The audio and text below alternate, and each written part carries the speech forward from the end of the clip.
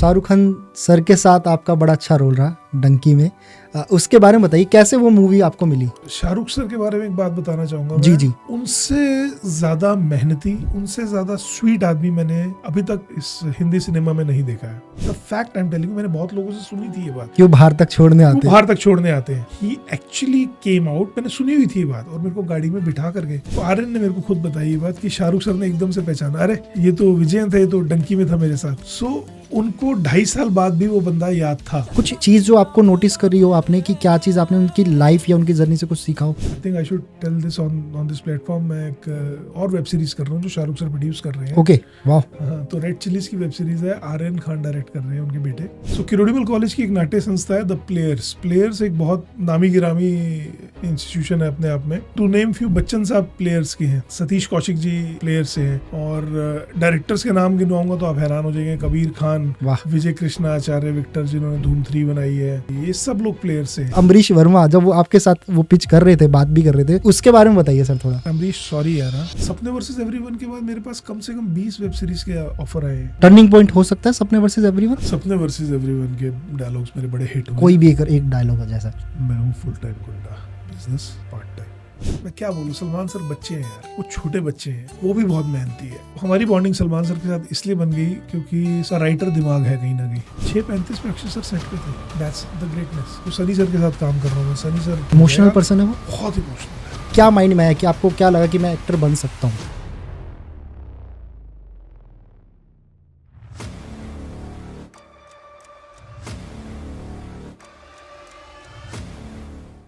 Film industry, Bollywood बहुत limelight वाली जिंदगी मानी जाती है एज अ नॉर्मल पर्सन के नज़रिए से, और इसी लाइमलाइट को अच्छे से डिटेल में बताने के लिए आज हमारे गेस्ट हैं विजयंत कोहली सर, जो कि एक सीनियर फिल्म एक्टर है, फिल्म इंडस्ट्री में बॉलीवुड में काफ़ी समय से काम कर रहे हैं।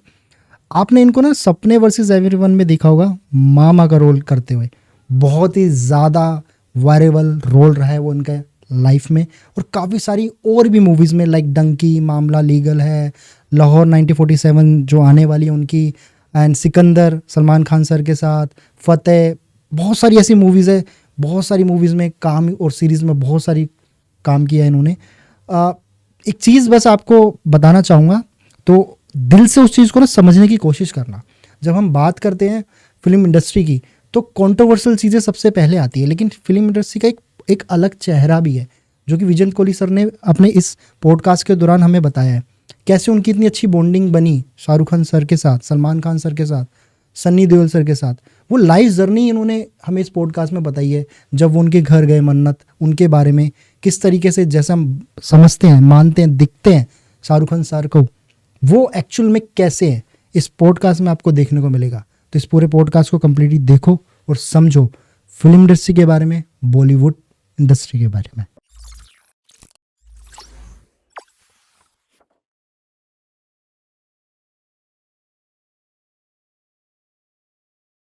स्वागत है विजन सर आपका पॉडकास्ट कुणाल शो में। कैसे हो आप?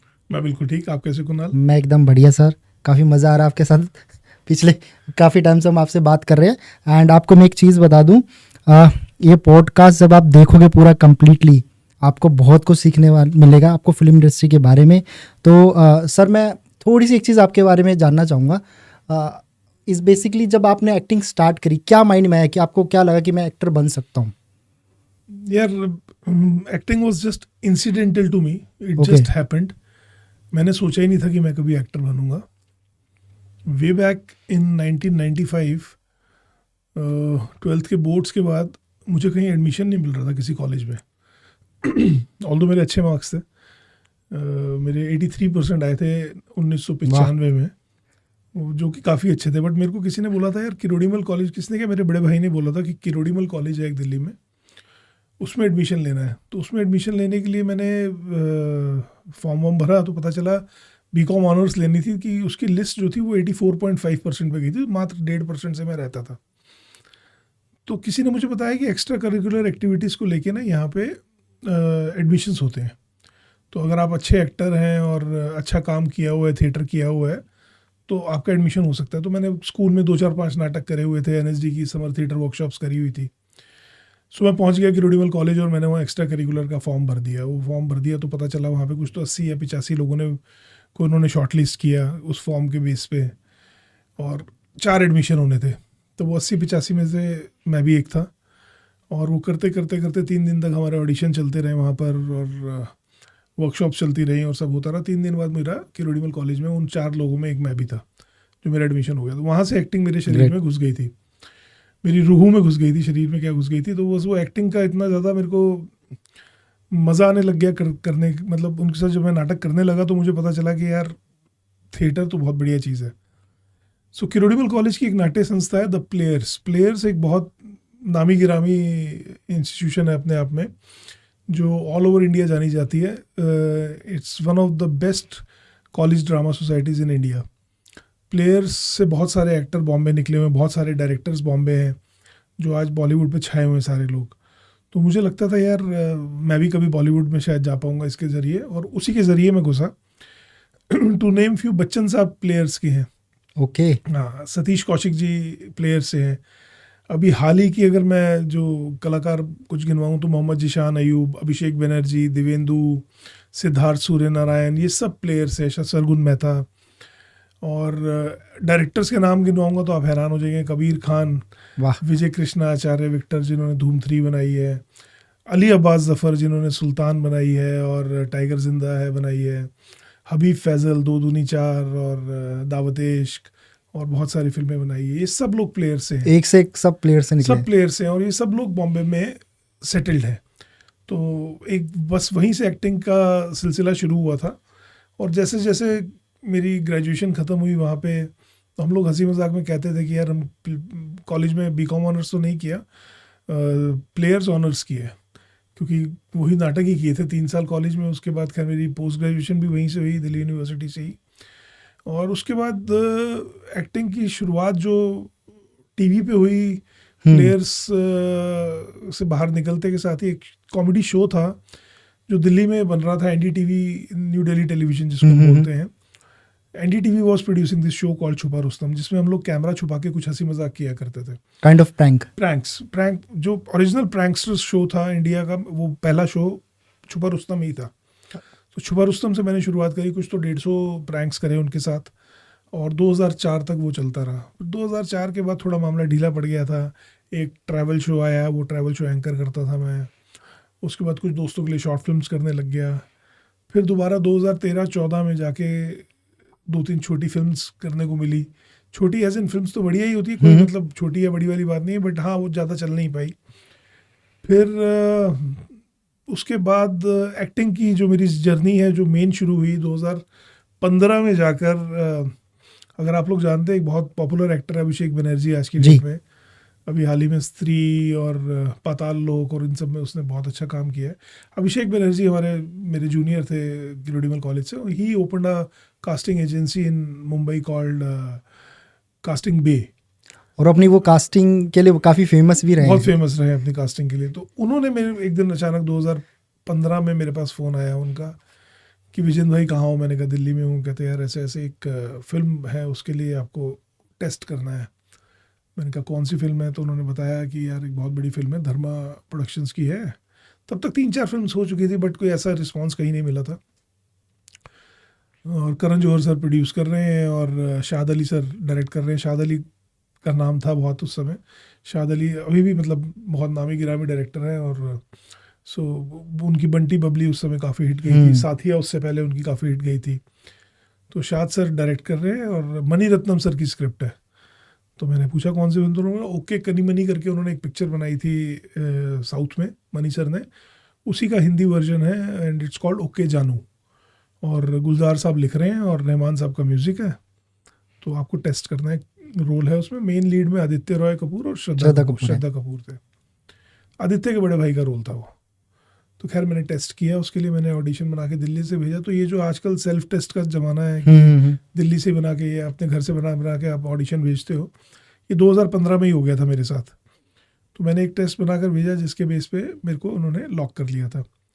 2016 में हम लोग ने शूटिंग शुरू करी। खैर मैंने अभिषेक को पूछा भी बाद में फ़ोन करके कि यार मैं घर में बता दूँ ना कि मैं धर्मा की पिक्चर कर रहा हूँ, कहीं ऐसा ना हो कल को पता चले नहीं। कहते नहीं। और मेरे को बाद में पता चला कि नसीर साहब भी है उसमें। तो मैंने कहा यार मतलब पैसे मत दो, पैसे ले लो नसीर साहब के साथ तो काम करना है।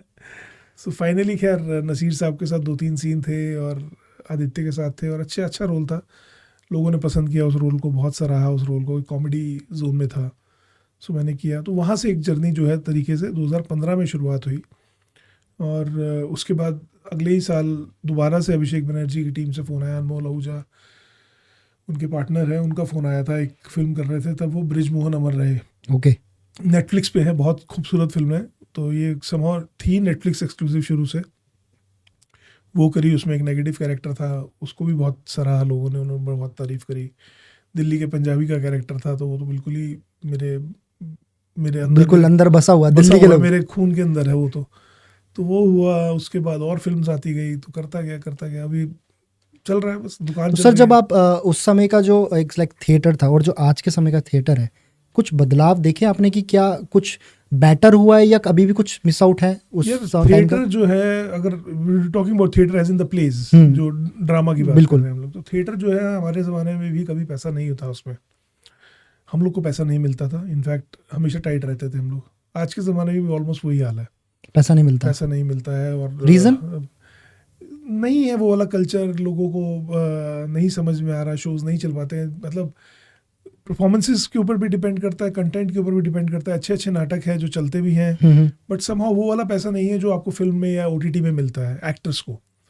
सो इस वजह से लोग थोड़े से बैकफुट पे है थिएटर को लेके, लेकिन जिसको थिएटर करना है ना, उसको थिएटर ही करना है। हाल ही में मेरे कुछ अपने ऐसे दोस्त हैं जो अभी भी थिएटर करते हैं, हालांकि वो अच्छा काम कर रहे हैं OTT में, और अच्छा काम कर रहे हैं। कुमुद मिश्रा बहुत बेहतरीन एक्टर है, कुमुद भाई थिएटर भी करते हैं अभी, उनकी वाइफ है आयशा रज़ा जी, वो भी थिएटर करती हैं अभी भी।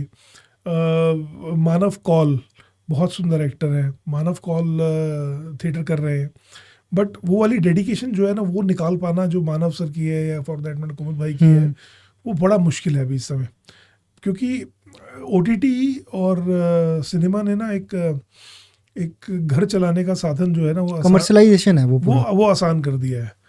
तो इस वजह से लोग थिएटर से थोड़ा सा चाहते हुए भी नहीं कर रहे हैं, क्योंकि वो थिएटर एक बहुत डिमांडिंग प्लेटफॉर्म है। आपको रिहर्सल्स भी करनी है, आपको तैयारी भी करनी है, आपको ट्रैवल भी करना है, ये सब चीज़ें।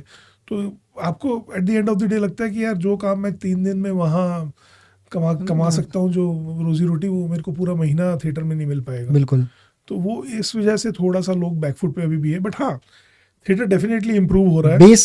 बेस बनाने के लिए तो काफ़ी अच्छा होता है थिएटर। बेस बनाने के लिए बहुत अच्छा है, और हर चीज़ के लिए अच्छा है यार।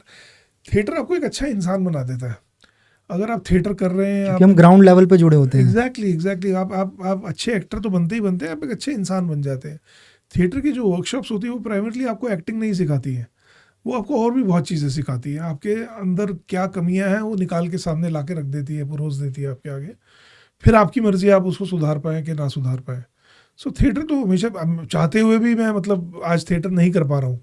If you ask me about all the 3 mediums की OTT, फिल्म्स और थिएटर, तो my favourite medium would be theatre only, but नहीं कर पाता हूँ। रोजी रोटी भी सेट है यार, अभी मामला सेट है, बट वही है कि कमिटमेंट्स इतनी है आगे, मतलब ऑलरेडी 3 फिल्म्स फ्लोर पे है, ऑलरेडी 3 वेब शोज फ्लोर पे है, तो अब आपको लगता है कि यार 3 सीरीज़ पे आप कमिटेड हो, और एक सीरीज़ आपका कम से कम 15 से 20 दिन ले ही जाती है, फिल्म आपकी 15 से 20 दिन ले ही जाती है, चाहे शूट डेज आपके 5-7-8 दिन होंगे फिल्म के अंदर, लेकिन आपको डबिंग पे भी जाना पड़ेगा, और अगर आपका रोल अच्छा है तो आपको हो सकता है प्रमोशंस पे भी 1-2 दिन देने पड़े। बिल्कुल। तो फिर वो थिएटर के लिए टाइम निकालना बहुत मुश्किल हो जाता है, बट करना चाहता हूँ थिएटर। कोई बहुत अच्छी स्क्रिप्ट आएगी, कोई बहुत अच्छा रोल आएगा, कभी लगेगा कि हाँ 1-2 महीना खाली हूँ बिल्कुल, और नहीं ये तो गलत होगा बोलना, खैर खाली हूँ, मतलब theatre should be also priority, but वो अभी नहीं हो पा रही है।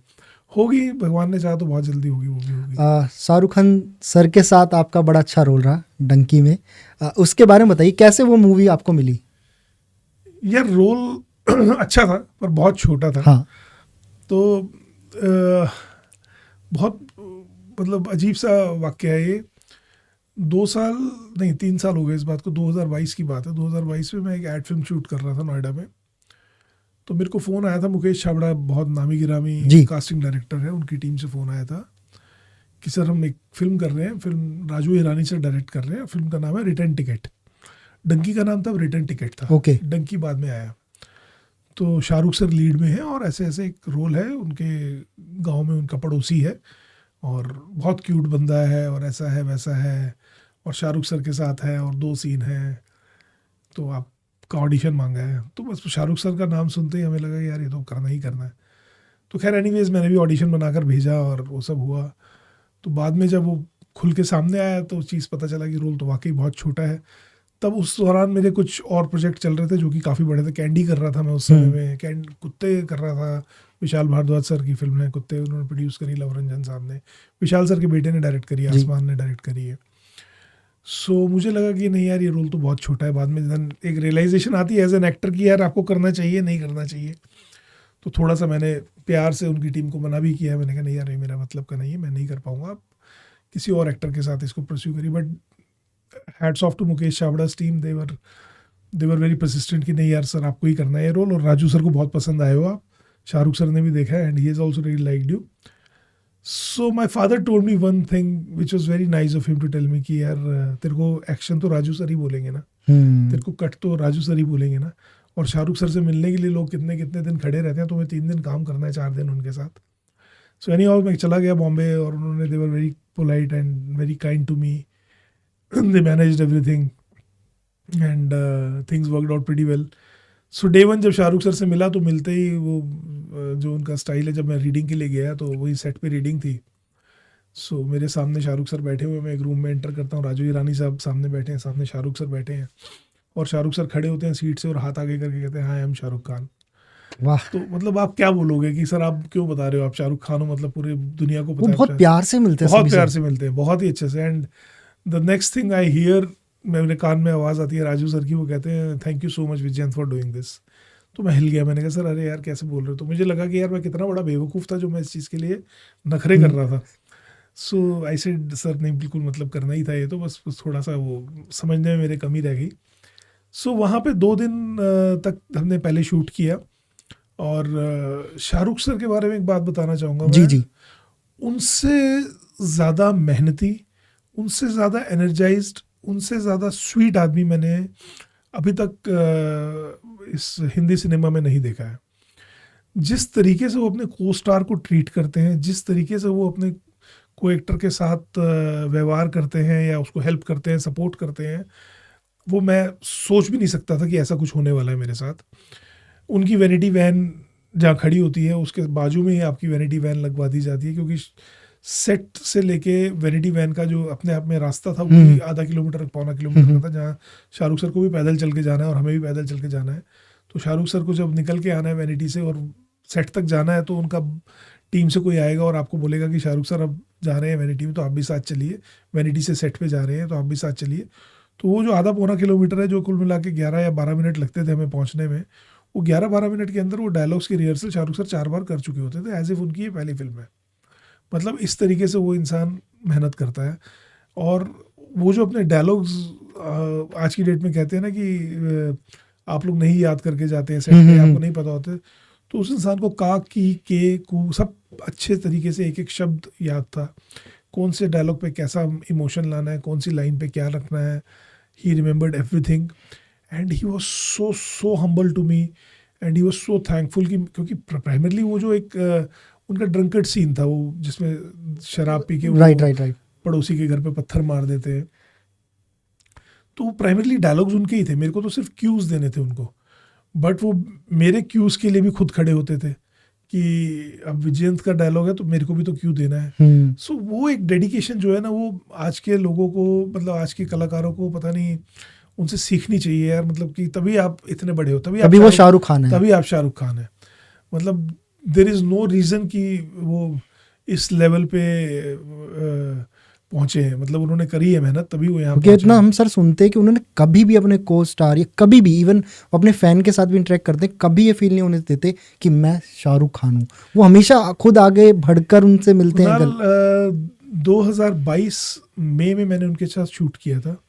2024 अक्टूबर को मैं एक I think I should tell this on this platform, मैं एक और वेब सीरीज कर रहा हूँ जो शाहरुख सर प्रोड्यूस कर रहे हैं। ओके, वाह। हाँ, तो रेड चिलीज की वेब सीरीज है, आर्यन खान डायरेक्ट कर रहे हैं, उनके बेटे। तो शाहरुख सर ने कहीं देखा आर्यन ने घर पे सीरीज दिखाई होगी या 1-2 एपिसोड दिखाए होंगे, तो आर्यन ने मेरे को खुद बताई ये बात कि शाहरुख सर ने एकदम से पहचाना, अरे ये तो विजयन था, ये तो डंकी में था मेरे साथ। सो उनको 2.5 साल बाद भी वो बंदा याद था जिसने उनके साथ 3 दिन काम किया था सिर्फ। और गौरी मैम का बर्थडे था अभी रिसेंटली 8 अक्टूबर को, तो 7 अक्टूबर को उनके घर पे मन्नत पे स्क्रीनिंग रखी गई हमारी वेब सीरीज़ की फर्स्ट एपिसोड की। So there was a big party, पूरा बॉलीवुड ही वहाँ पर था, Farah Khan, Zoya Akhtar, everybody was there, and पूरा यशराज, सिद्धार्थ आनंद सर थे, सबको, everybody was there, Zoya ma'am भी थी, रानी मैम भी थी, everybody was there. So Shahrukh sir मिले मेरे को हम लोग we were just having few cold drinks. So Shahrukh sir came to me and he said, क्या हाल है विजयंत, कैसे हो? So I was shocked कि यार मतलब आप मेरे को पहचानते हो सर, मतलब मिले थे हम 2.5 साल पहले। मेमोरी बहुत स्ट्रांग है उनकी। हाँ, तो मेमोरी बहुत स्ट्रांग है। तो he said, बड़े पोलाइटली उन्होंने बताया, मैं तुम्हारा नाम भूल गया था, तो मैंने आर्यन से तुम्हारा नाम आज पूछा क्योंकि मुझे पता चला कि तुम आ रहे हो आज शाम की स्क्रीनिंग के लिए और पार्टी के लिए, you gonna stay back. So that is so nice of him. And सुबह 4, 4:30, 5 बजे तक पार्टी चली। And this is the fact I am telling you. मैंने बहुत लोगों से सुनी थी ये बात कि वो बाहर तक छोड़ने आते हैं। वो मेरी गाड़ी जब अंदर आई, पोर्च पे गाड़ी खड़ी हुई, ही एक्चुअली केम आउट। मैंने सुनी हुई थी ये बात, और मेरे को गाड़ी में बिठा करके, मेरा ड्राइवर इतना ज़्यादा ऑस्ट्रक था, वो सिर्फ यूँ देख रहा था कि ये शाहरुख खान आया है और वो बिठा रहा है मेरे सर को गाड़ी में। तो मैंने उसको बोला, मैंने कहा इडियट, तेरे को घूम के आना था ना दरवाज़ा खोलने, शाहरुख खान दरवाज़ा बोल रहा है। कह रहे सर मुझे कुछ समझ ही नहीं आया, मेरे को ऐसा लगा कि मुझे कुछ सांप सूख गया है, क्या हो गया, मुझे कुछ समझ ही नहीं आया। एनीवेज, सो वो ऐसे हैं, जब वो आपसे बात करते हैं ना। मेरा एक दोस्त है जीशान, मोहम्मद जीशान अयूब, बहुत सुंदर एक्टर है। जीशान ने एक बार ये बात बताई थी कि यार वो जब शाहरुख सर तुमसे बात करते हैं ना, तो तुम्हें लगता है वो तुमसे ही बात कर रहे हैं। सो ये बात मैं देख कर आया हूँ कि वो जब 1.25 घंटा एक ऐसा मोमेंट था पार्टी में जब सिर्फ हम 3-4 दोस्त रह गए थे। मैं था, राघव जोयाल बिल्कुल जान, वो थे, लक्ष्य था, मोना सिंह थी, हम लोग एक साथ थे, बॉबी सर थे, बॉबी देओल, हम लोग एक साथ कुछ बात कर रहे थे। शाहरुख सर हमारे साथ खड़े थे। तो 1.25 घंटा मुझे ये लगता रहा कि शाहरुख सर मेरे से बात कर रहे हैं, 1.25 घंटा राघव को ये लगता रहा कि उससे बात कर रहे हैं, लक्ष्य को ये लगता रहा। तो वो आपकी आंखों में देख के आपसे इंटरेक्ट करते हैं, आपको समझाते हैं, आपको बताते हैं आपको क्या इंडस्ट्री में ठीक कर रहे हो, आप क्या खराब कर रहे हो। सो मतलब being what stretcher he has achieved in his life, I mean to be like what he is, it is unbelievable, it is absolutely, मतलब आप विश्वास ही नहीं करेंगे कि आपके साथ क्या हुआ। 3-4 दिन तक तो मैं जीता रहा वो लम्हे कि यार ऐसा क्या हो गया मेरे साथ, ऐसा क्या हो गया मेरे साथ। सो दैट फिर उसके बाद खैर 1-2 बारी और मुलाकात हुई, और डबिंग पे भी हाल ही में गया था, तब वहाँ भी मुलाकात हो गई, और रेड चिलीज के ऑफिस में भी एक बारी मुलाकात हो गई उनसे। तो every time he is being what he is, मतलब वो कुछ है ही नहीं, कुछ उनमें देयर इज नो फिल्टर। वो ऐसे ही है यार, वो बहुत प्यार से बात करेंगे, तुम्हें पकड़ेंगे, तुम्हें साथ ले जाएंगे, अच्छा मैं कॉफ़ी पीने जा रहा हूँ, चल कॉफ़ी पीते हैं। सो वो ऐसे हैं। सो मतलब सुनी सुनाई बातें नहीं है, ये सही है, सही बात है। जो आपने पर्टिकुलर चीज़ें, क्योंकि इतना आपने काम किया, मिले शाहरुख खान सर से, कुछ चीज़ जो आपको नोटिस करी हो आपने, कि क्या चीज़ आपने उनकी लाइफ या उनकी जर्नी से कुछ सीखा हो कि यार हाँ ये मेरे काम आ सकती है शाहरुख खान सर की? यार मेहनत से बड़ी कोई चीज़ नहीं है। आप मेहनत सही दिशा पे करिए, आप मेहनत करने से डरिए मत, आप कहीं के कहीं पहुंच जाएंगे। मतलब ऑफ कोर्स आपको किस्मत एक हद तक आपको मौके दिला सकती है, बट अगर आप मेहनत ही नहीं करेंगे तो वो किस्मत भी थोड़े दिन बाद थक के कहेगी चल छोड़ो यार। तो जो शाहरुख खान ने किया ना अपनी ज़िंदगी में, जो अचीव किया है, उसका एक ही उसका मतलब सानी क्या है, वो मेहनत है। तो मेहनत तो मतलब शाहरुख सर से ज़्यादा सुपरस्टार बहुत है, बट शाहरुख खान सर जैसा नहीं। और उन्होंने खुद कहा सर कि मेरे से बहुत अच्छे एक्टर हैं, बट मेरे से ज़्यादा मेहनती कोई नहीं है, मेरे से ज़्यादा कोई मेहनत नहीं कर सकता। वो बोलते हैं बात, वो कहते हैं कि एक्टर तो मेरे से बहुत ज़्यादा है बढ़िया वाले, बट स्टार मेरे से बड़ा कोई नहीं है, क्योंकि वही एक लास्ट स्टार है। जो उन्होंने बोला I am the only star और मैं ही रहूँगा, और रहेंगे यार। वो मतलब एक लेवल ही है उनका अलग हो चुका है। एनीवेज, तो this is one of those things. Now सपने वर्सेस एवरीवन, जो मुझे लगता है पर्सनली आई बिलीव जहाँ से आपका कैरेक्टर ना थोड़ा सा रिकग्नाइज होकर बहुत बड़े लेवल पर पहुँचा, क्योंकि वो इज़ लाइक क्योंकि वो यूट्यूब पे थी, बहुत लोगों तक रीच आउट करी, मैंने पर्सनली जब आपको देखा, रियली लव दैट सर, जो आपका करेक्टर वो Thank you, mama thank you वाला, so much, यार। आपकी जो डायलॉग डिलीवरी थी इज लाइक का, जब मैंने आपको अभी ऑफ द कैमरा ही बोला कि वो करेक्टर को देख के लगा यार ये इससे बड़ा हरामी कोई नहीं है। इज लाइक कि भाई बंदा जब बात कर रहा है तो बंदे सामने वाले की ऐसी होगी फट गई। Even is in Amrish Verma जब वो आपके साथ वो पिच कर रहे थे, बात भी कर रहे थे सीरीज में, तो दिख रहा था उनके बीच की चीज़ें और आपकी जो बॉन्डिंग थी इज लाइक मामा भांजे और उनके बीच की जो दुश्मनी है इज लाइक प्रॉपर दिख रही। उसके बारे में बताइए सर थोड़ा। एक ना एक्टर की जीत ही यही होती है कि उसके कैरेक्टर को हरामी बोल दिया जाए अगर उसने हरामी प्ले किया है, उसके कैरेक्टर को स्वीट बोल दिया जाए अगर उसने स्वीट प्ले किया है। तो सपने वर्सेस एवरीवन का जो कैरेक्टर मामा कुकरेजा मामा का था, इट केम टू मी इन 2023 में मेरे पास आया था ये। मैं एक और शो कर रहा था, there is a show called Maamla legal Hai Netflix पे, उसके बारे में बाद में बात करेंगे। तो मैं उस दौरान मेरे को एक कास्टिंग डायरेक्टर, बहुत अच्छे बहुत ही खूबसूरत इंसान है वो, नवरतन मेहता। सो नवरतन का मेरे पास फ़ोन आया कि विजन सर ऐसे ऐसे एक कैरेक्टर है और एक टीवीएफ की सीरीज़ कर रहा हूँ। टीवीएफ का मैं बहुत दीवाना रहा हूँ। TVF for me is like OG of OTT, because उनका जो शो था पहला परमानेंट रूममेट्स, वहाँ से मैंने देखना शुरू किया था ओटीटी क्या होता है, हमें समझ तब आई थी। सो कि टीवीएफ का शो, और मैं टीवीएफ के बहुत सारे शो करने की कोशिश कर चुका था पहले भी, जो कि किसी ना किसी वजह से मेरी बात नहीं बन पाई थी। कभी डायरेक्टर को मैं पसंद नहीं आया, कभी टीवीएफ प्रोड्यूसर को पसंद नहीं आया, कभी मुझे पैसे पसंद नहीं आए, तो वो बातें कभी तक मटेरियलाइज हो नहीं पाई थी। So when this show came इन, सो इसमें भी कुछ उलझने चल रही थी। तो ऑडिशन आया था मेरे पास बकायदा, तो नवरतन ने मेरे को बड़े प्यार से बोला कि सर एक ऑडिशन चाहिए होगा। मैंने कहा कोई बात नहीं, मेरे को भेजो, मैं भेजता हूँ ऑडिशन। टीवीएफ का शो है। उसने मेरे को बोला सर छोटा कैरेक्टर है, पूरे 6-5 एपिसोड में बंदे के 8 या 10 सीन है, बट वो सीन उसी के है जो मामा के सीन है, मतलब वो ओन करता है उन सीन्स को। मैंने कहा ठीक है आप मेरे को भेजो। तो उसने 2 सीन भेजे मेरे पास, मैंने 2 सीन पढ़े और मेरे को बड़े इंटरेस्टिंग लगे। सो आफ्टर कोविड तो ये ज़्यादा चलन हो गया है कि आप घर से ही टेस्ट बना के भेजते हो। तो मैंने घर से ऑडिशन बनाकर भेजे, पहले सीन का भेजा, दूसरे सीन का देखा। वो समाव अमरीश को प्रेजेंट किए गए होंगे। Amrish was writer of the show, he was the director of the show and also he was acting as he was one of the main protagonist. So Amrish को बहुत पसंद आया। So Navratan again called me अब कि अमरीश आपसे मिलना चाहते हैं। मैं कहा कोई बात नहीं, मिलते हैं। सो मैंने हाँ किया, मैं मिलने गया। तो अमरीश ने बोला कि मैं गुड़गांव में हूँ, साइबर हब में हम मिलते हैं आधे घंटे के लिए। सो मैं साइबर हब उनसे मिलने गया।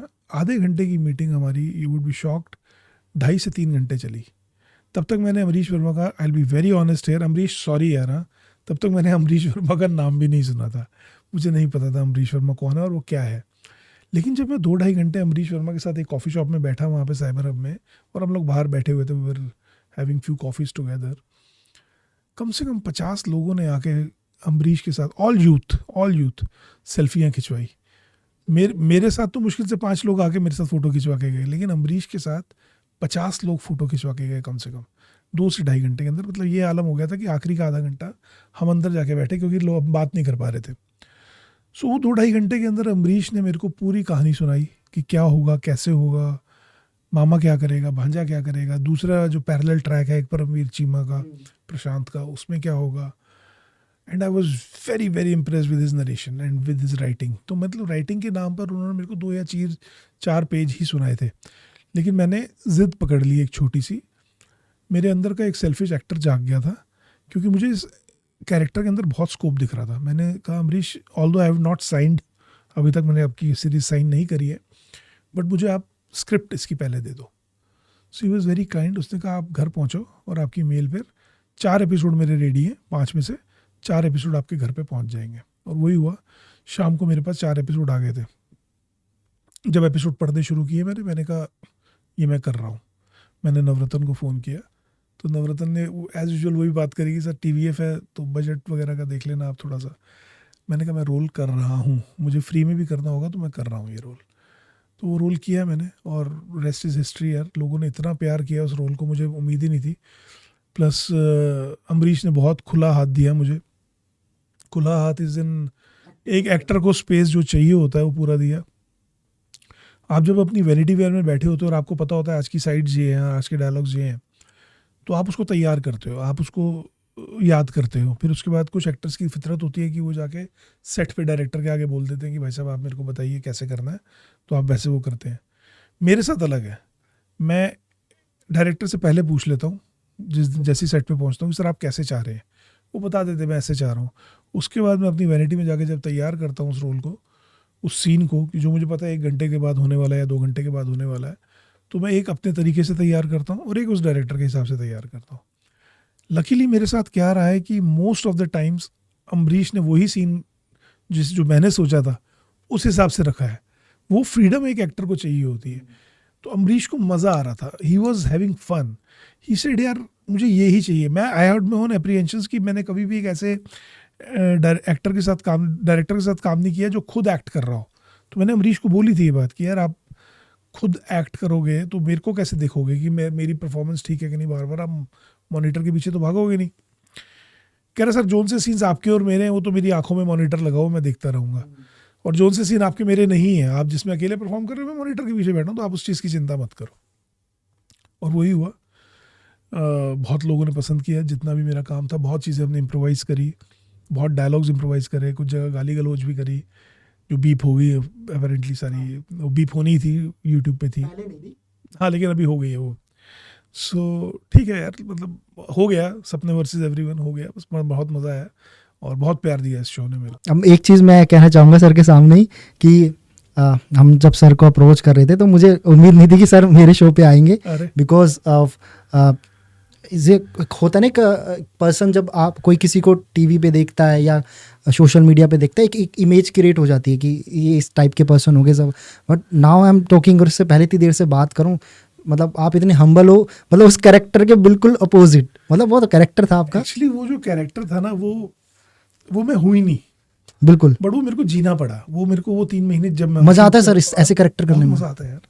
मतलब यही तो चैलेंज है लाइफ का कि जो आप नहीं हो, जो आप नहीं दिखते हो, आप वो कर जाते हो, तो लोग उस चीज़ को पसंद करते हैं। मेरी बेटी को बड़ा गुस्सा आया था, पापा क्यों किया आपने ये? तो मैंने कहा बेटा यही तो चैलेंज है लाइफ की, ये अगर नहीं करेंगे एक्सेप्ट, और हर जगह आप स्वीट और अच्छे और क्यूट और वो सब करते रह जाओगे, फिर तो कुछ चैलेंजिंग होगा ही नहीं लाइफ में। So there are few things which I have done in life which are actually negative. Negative characters 3-4 मैं कर चुका हूँ। पसंद है आपको नेगेटिव करना? हाँ, और इनफैक्ट अब 1-2 ऑफर और हो रहे हैं। सपने के बाद तो बहुत, मैं झूठ बोलूँगा अगर मैं छुपाऊँगा अगर आपसे ये बात गलत होगी, सपने वर्सेस एवरीवन के बाद मेरे पास कम से कम 20 वेब सीरीज़ के ऑफ़र आए हैं, कम से कम मेरे पास 8 या 9 फिल्म्स के ऑफ़र आए हैं। बट वो मतलब ऑफ कोर्स टर्निंग पॉइंट हो सकता है सपने versus everyone. I really don't know यार, मतलब मैं बहुत टाइम से काम कर रहा हूँ, शायद अभी समय लगेगा यार, अभी और समय लगेगा, बिकॉज एक एक्टर की जो जर्नी है ना वो इतनी, वो तो लाइफ टाइम वो lifetime मैं है। फाड़ हो गए सर, डेफिनेटली इस लेवल पे मैं आपको डैम श्योर कह सकता हूँ। इज़ लाइक कि जैसे हमारी इंडस्ट्री में नवाजुद्दीन सिद्दीकी, पंकज त्रिपाठी सर हो गए, विजय राज सर हो गए, तब ये काम कर रहे थे तो लोगों ने इनको रिकग्नाइज नहीं किया, इनकी एक्टिंग को। जब ये धीरे धीरे बड़े हो गए, नाउ लोग अब प्रीवियस चीज़ें जाके देखते हैं, और मैं आपको गारंटी दे सकता हूँ कि आने वाले 2-3 साल में आपके जितने भी कैरेक्टर्स आपने किए ना, लोग उसको प्रीवियसली जाके देखेंगे फॉर श्योर। कुणाल मेरे को ना बहुत मज़ा आ रहा है इस समय, जो डीएम्स आ रहे हैं ना मेरे को, वो यही आ रहे हैं कि सर आपने और क्या किया मुझे बताइए, हमने वो देखना है, क्योंकि they have loved my work so much, god's been really kind, कि वो सब देखना चाह रहे हैं। तो मुझे बताना पड़ रहा है कि यार मैं कुत्ते में भी था, मैं कैंडी में भी था, आपके इस शो के माध्यम से भी बताना चाह रहा हूँ। कुत्ते देखना जरूर देखना, कुत्ते में it's a very good comic role. Candy में देखना, मैं स्पॉइलर नहीं दूंगा, बट कैंडी देखोगे तो आप हिल जाओगे। और मैंने आपको बताया भी कि जब कैंडी की शूट हो रही थी मैं उस टाइम पे नैनीताल ही था। ऑफ कोर्स कैंडी हम लोग ने, it's a beautiful show, it's available on Jio, वो जरूर देखिएगा। रिचा चड्डा है उसमें, रोनित रॉय है उसमें। आई थिंक सबसे पहले शायद सोनी लिप पे आई थी ना, शायद नहीं वूट पे आई थी, वूट पे आई थी। मनु ऋषि चड्डा है, बहुत सुंदर एक्टर है, मेरे दोस्त है बहुत अच्छे। गोपाल भाई हैं, गोपाल दत्त हैं, बहुत अच्छी कास्ट है। और मैं स्पॉइलर अगेन नहीं दूंगा, बट आप वो जब शो देख के 6-7वें एपिसोड में पहुंचेंगे तो आपको मज़ा आने वाला है। शो शुरू से ही बहुत खूबसूरत है, बट देखिएगा, कुत्ते ज़रूर देखिएगा। कुत्ते बहुत खूबसूरत फिल्म बनी थी, चल नहीं पाई, लेकिन सरप्राइजिंगली 2024 की most watched film Hindi film on Netflix है वो कुत्ते। जब वो नेटफ्लिक्स पे आई तो लोगों को रियलाइज़ हुआ रहे यार ये क्या मिस कर दी। शायद वो कोविड के दौरान आई तो लोग डर भी रहे थे सिनेमा में जाने से, बहुत सारे फैक्टर्स थे। और फिर उसके 3 हफ्ते बाद पठान आ गई, हम्म। कोविड एकदम से सबसाइड हुआ और पठान रिलीज हो पठान हो गई, गई। तो उस फिल्म को और स्क्रीन्स नहीं मिल पाई, तो वो सब फैक्टर्स भी थे, बट समहाउ वो फिल्म अब सराही जा सराही रही जा है, रही है। अब लोग बहुत पसंद कर रहे हैं, दोबारा डीएम्स आने शुरू हुए हैं कि अरे सर मामा जी आपको वो हमने- कैरेक्टर भगते वक्त जो आप फोन आपको- करके बोलते हो, हाँ, वाह। आपको हमने कुत्ते में देखा, आपको हमने कैंडी में देखा, तो ये सब हो रहा है। हाँ, लोग पहचान रहे हैं, लोगों को मजा आ रहा है, वो सेल्फी कल्चर दोबारा से लौट के आया है लाइफ में, ठीक है यार, अच्छा है, god's been kind. Actor is like उसकी लाइफ, क्योंकि बोलते हैं कि एक्टर की लाइफ पब्लिक की लाइफ होती है राइट, बेसिकली, फैमिली से ज़्यादा पब्लिक की लाइफ होती है, और एक्टर अपने आप को कोशिश भी उस तरीके से करते हैं प्रेजेंट करने की, लोग उनको ज़्यादातर दिखे, बट समहाउ बहुत सारे अंडररेटेड एक्टर है जो इतना अच्छा काम करते हैं, उनको ना शायद वो सक्सेस इज़ लाइक का मतलब है कि वो स्क्रीनिंग टाइम या वो इज़ लाइक फेमस चीज़ें नहीं मिल पा रही। आप इसके पीछे कहीं समझ पाते हो कि क्या चीज़ हो सकती है कि जहाँ उनको वो बाकी सबको मिल रहा है बट उन अंडररेटेड एक्टर्स को मिल ही नहीं पा रहा? कुणाल, हर चीज का समय ना अपने आप आएगा, मतलब अगर आप अच्छे कलाकार हैं, अगर आप मेहनत कर रहे हैं और अपने क्राफ्ट की तरफ आपकी एक ऑनेस्टी है, so you will get your dues. मतलब उसमें हो सकता है देर हो जाएगी, मतलब अंधेर नहीं होगी, आपको मिलेगा जब मिलना होगा। अब जयदीप बलावत हैं, बहुत अच्छे इंसान है, मेरे बहुत अच्छे दोस्त हैं, हम लोग अभी एक फिल्म और एक साथ कर रहे हैं, हवाई फायर, कलर येलो की फिल्म है, आनंद एल राय सर प्रोड्यूस कर रहे हैं, नीरज यादव ने डायरेक्ट करी है, उन्होंने लिखी है, जिन्होंने the action hero Ayushmann Jaideep के साथ करी है। सो हम वो फिल्म कर रहे हैं, तो जयदीप से मेरी बात हो रही थी उस दिन, हम लोग अमृतसर में शूट कर रहे थे, तो he also was very clear about it. He said यार मेरे ना फ्रस्ट्रेशन लेवल एक लेवल तक चला गया था, जयदीप बलावत कहते थे, कह रहे थे यार, मतलब he started from what, rock star में इतना सा सीन था जिसमें रणवीर कपूर के बड़े भाई थे वो और धक्का देते हैं, और उसके बाद गैंग्स ऑफ वासीपुर में मतलब इतनी जानदार एक्टिंग है बहुत उनकी। जबरदस्त, लेकिन फिर भी उनको ड्यू नहीं मिल रहा था, परेशान थे। अचानक से आपको एक रोल मिलता है पताल लोक, अरे वाह। और पताल लोक के बाद आपकी दुनिया बदल जाती है। So that's what he said कि यार ये पताल लोक मेरे लिए गेम चेंजर था। मतलब वो मेहनत तो आपकी जारी रहती है कहीं ना कहीं, आप मेहनत करते रहते, but you just have to wait for that one spark जो आग लगा देगा। तो वो स्पार्क उनकी ज़िंदगी में पताल लोक था। अभी हाल ही में मैंने कल ही बैठ के पताल लोक 2 ख़त्म किया। मैंने तो पहले देख ली थी। मैंने मैसेज किया जयदीप भाई को, मैंने कहा यार मज़ा आ गया। आपने स्टोरी भी शेयर की थी? स्टोरी शेयर करी, फिर वो जयदीप ने भी स्टोरी आगे डाली, मेरी शेयर करी। फिर unfortunately he just lost his father also, Jaideep, 5 days ago. So that's very unfortunate, but उनके पिताजी शायद आशीर्वाद दे रहे हैं ऊपर जाके, क्योंकि कमाल का रिस्पांस मिल रहा है पताल लोक 2 को, और उनको इरफान साहब के साथ सारे कंपेयर कर रहे हैं। So yes, when it takes time, आपको मेहनत करते रहना है, अपने क्राफ्ट के प्रति आपको ईमानदार रहना है, तो मिलेगा यार। ऊपर वाला है, ऊपर वाला है यार, कहीं ना कहीं है। अगर नहीं मिलना तो कुछ भी नहीं मिलना फिर, मतलब अगर फिर आप मेहनत करना ही छोड़ दो यार, लेकिन उसका ये मतलब नहीं है ना, आपको कोशिश तो करते रहना है। अभी आपने बीच में जिक्र किया था मैनिफेस्टेशन का, आप मैनिफेस्टेशन का कितना बिलीव करते हैं उसमें? बहुत ज़्यादा मैनिफेस्ट करो ना। मैंने मैनिफेस्ट किया था कि मैं शाहरुख सर के साथ काम करूंगा, मैंने मैनिफेस्ट किया था मैं सलमान खान के साथ काम करूंगा, सब हो रहा है, सब वो करवाते हैं, ऊपर बैठे हैं ना, वो सब देख रहे हैं, वो सब होता है। मैनिफेस्टेशन तो है यार, मतलब एक कनेक्टिविटी हो जाती है, एक कनेक्शन बन जाता है स्पिरिचुअलिटी से आपका यार, उसमें कोई दो राय है ही नहीं। सो मैंने कभी ज़िंदगी में नहीं सोचा था कि शाहरुख सर मेरे को बाय नेम बुलाएंगे, या मैं उनके घर जाऊंगा, या फिर सलमान खान के साथ भी फिल्म कर रहा हूँ। बिल्कुल, अभी आप बता भी रहे थे, like so I am doing Sikandar with him, and he is also very kind to me, and he also loves me. उनके दोस्त का रोल है। अच्छा, लोग थोड़ा सलमान सर को समझते हैं ना, लाइक कि एरोगेंट टाइप, थोड़े की गुस्सा होगा उनमें, बट जैसा आपने बताया बिल्कुल भी नहीं है।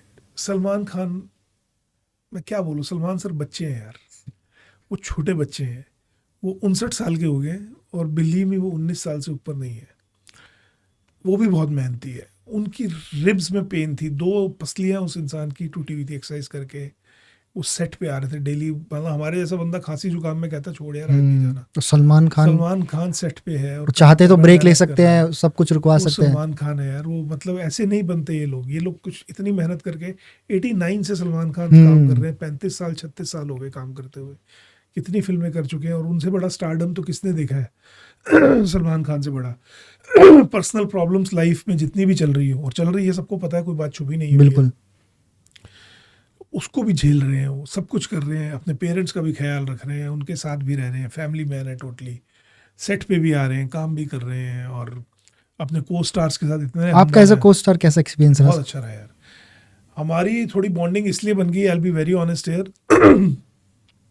सिकंदर जो है फिल्म डायरेक्टर जो है AR मुरुगदास है, उसमें बहुत ही सीनियर डायरेक्टर हैं साउथ के। गजनी बनाई है उन्होंने, बिल्कुल। पहले हॉलीडे बनाई है अक्षय साहब के साथ।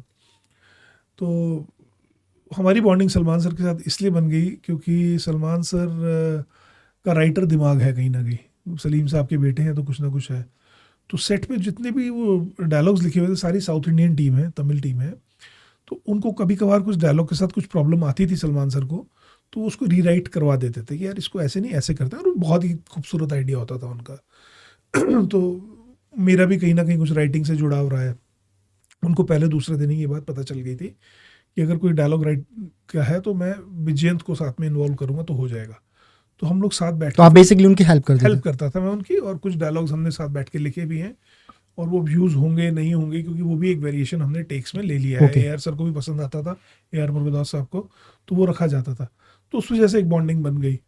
फिर बॉन्डिंग बन गई, उनकी एक वैनिटी वैन साथ चलती है सलमान सर की, ऑल्दो उनका तो एक पूरा एक कारवान होता है, पूरा हाँ। एक काफिला चलता है जिसका नाम है being hangry. Being hangry Okay. Is basically जिसमें खाना बनता है सिर्फ, तो उसमें 2 या 3 या 4 कुक होते हैं और आपकी मनपसंद का वो खाना बनाते हैं। तो सलमान सर के सबके लिए?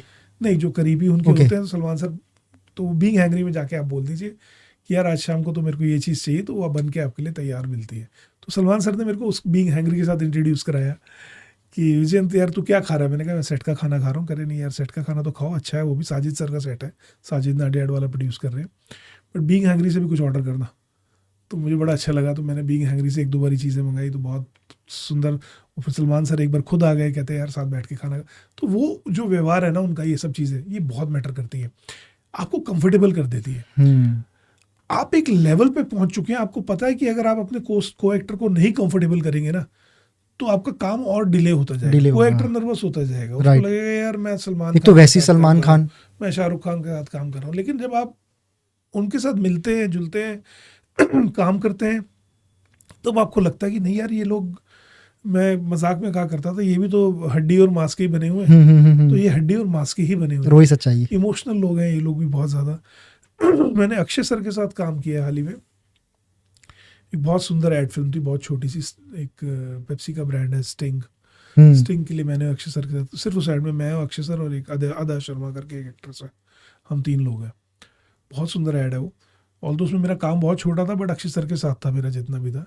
तो अक्षय सर के साथ एक दिन शूट किया, वो भी ऐसे ही है यार, वो भी हंसी मजाक करते हैं, मैं तो उनको देखता ही रहा 2 दिन। उनका तो नेचर भी बहुत मैं 2 घंटे फनी टाइप का है। देखता रहा अक्षय सर को। मैंने कहा यार ये तो इतने सुंदर कैसे हो सकता है कोई इंसान, क्योंकि चेहरे पे लाली है उनके यार।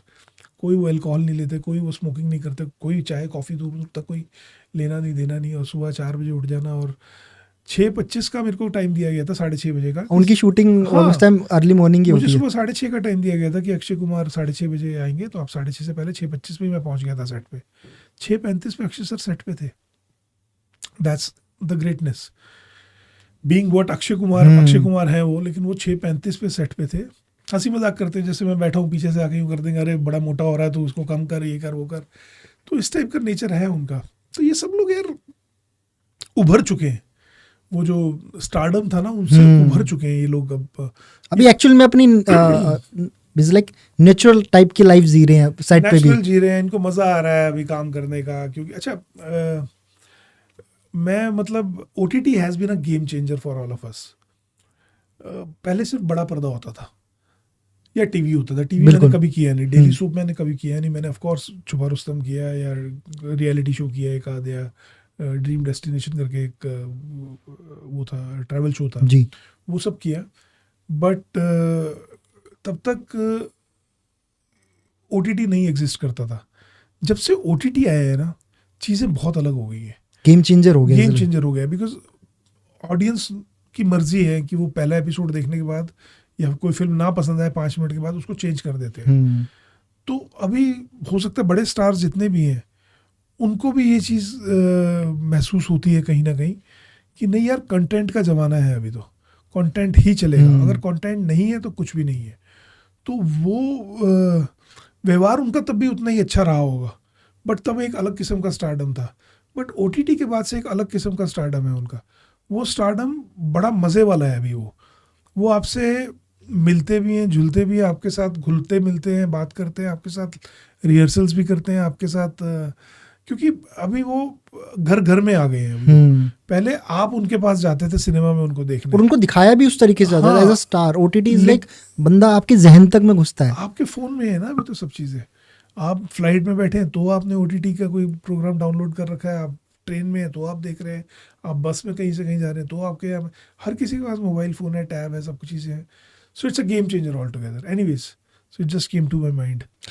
एक चीज़ पूछनी थी सर मुझे आपसे, इज लाइक जैसे अभी जो न्यू कमर्स एक्टर्स हैं, आप काफ़ी लोगों को फॉर श्योर देखते होंगे, काफ़ी न्यू कमर्स एक्टर भी हैं जो अभी जिनको स्टारडम मिल रहा है, एंड एक ऑलरेडी सुपरस्टार्स है, शाहरुख खान साहब, सलमान खान, अक्षय कुमार साहब, अमिताभ बच्चन।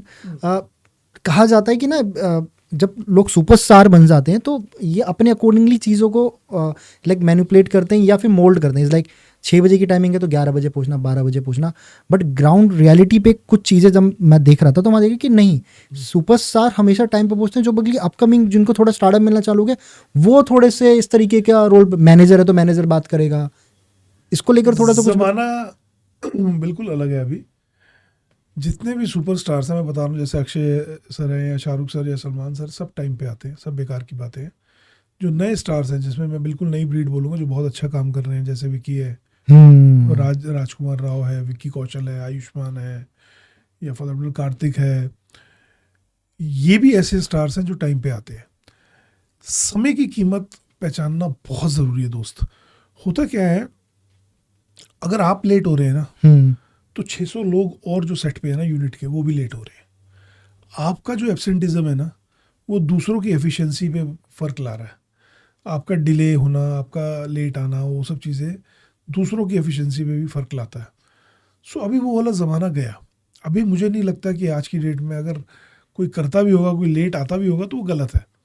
मतलब मेरे को ऐसा मौका नहीं मिल रहा। मैं बड़े बड़े नामों के साथ काम कर रहा हूँ। मैं सनी सर के साथ काम कर रहा हूँ, लाहौर 1947 कर रहा हूँ। आपको बताया मैंने, अभी बैकस्टेज बात हो रही थी। उसके बारे में थोड़ी डिटेल बताइए, मतलब नॉट मूवी। ऑफ कोर्स वो भी शेयर करते हैं। तो सनी सर के साथ काम कर रहा हूँ मैं। सनी सर सेट पे आते हैं और अपना बिल्कुल टाइम से और हंसी मजाक लिमिट में, और काम पहले जैसे ही काम इमोशनल पर्सन है वो, बहुत इमोशनल है। सनी सर से मेरी 4 साल बाद मुलाकात हुई है। 4 साल बाद, 5 साल बाद मुलाकात हुई। 2018 में मैंने उनके साथ काम किया था। एक बहुत ही सुंदर फिल्म बना रहे थे वो। उनका बेटा लॉन्च हो रहा था उसमें, अपना आई थिंक पल पल दिल के पास, पल पल दिल के पास फिल्म का नाम है। और बहुत सुंदर, रॉकी जो उनका बेटा है उसको उन्होंने लॉन्च किया उसमें। और फिल्म नहीं चल पाई for its own reasons, many other reasons. Sunny sir खुद डायरेक्ट कर रहे थे। 2018 में मेरी पहली मुलाकात उनसे हुई और बहुत अच्छे से मैंने काम किया उनके साथ। नेगेटिव रोल था मेरा और उनको मेरा काम बहुत पसंद आया। जब काम पसंद आया तो मुझे बाद में, कास्टिंग डायरेक्टर है हमारी फिल्म इंडस्ट्री के, मिस्टर कविश सिन्हा, तो कविश का फ़ोन आया था एक दिन कि विजन सर आपका रोल बढ़ा दिया है। मैंने कहा बढ़ा दिया मतलब? स्क्रिप्ट में तो इतना ही था, 3 या 4 सीन थे, वो तो हो दिए। कहते नहीं, उन्होंने क्लाइमैक्स में भी आपको डाला, यहाँ भी आपको डाला, उसका हमने क्लाइमैक्स चेंज किया ये कि।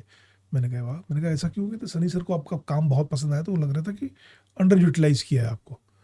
सो मैंने कहा अरे तो बहुत सही चीज़ है, मतलब करते हैं फिर तो और अच्छा है। तो वो किया हमने। 2019 में फिल्म रिलीज़ हुई। उसके बाद सनी सर से मेरी मुलाकात नहीं हुई और वी लॉस्ट टच। कोविड भी आ गया, सब चीज़ें हो गई। 2020 के बाद there were some problems at my end also, मेरे हेल्थ केयर्स थे कुछ, सो वी कुडंट मीट।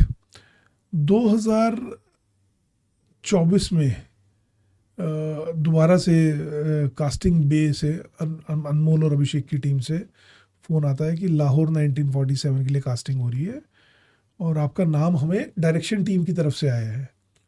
तो एक पार्ट है उसमें बड़ा इंपॉर्टेंट, आपको करना है। छोटा सीन है, 3-4 सीन है फिल्म में टोटल, और सारे सनी सर के साथ है।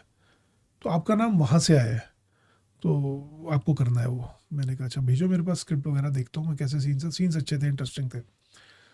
तो मैं पहुँच गया सेट पे, मुझे बताया गया ये ऐसे ऐसे। तब तक मेरी सनी सर से दोबारा मुलाकात नहीं हुई थी। ओके।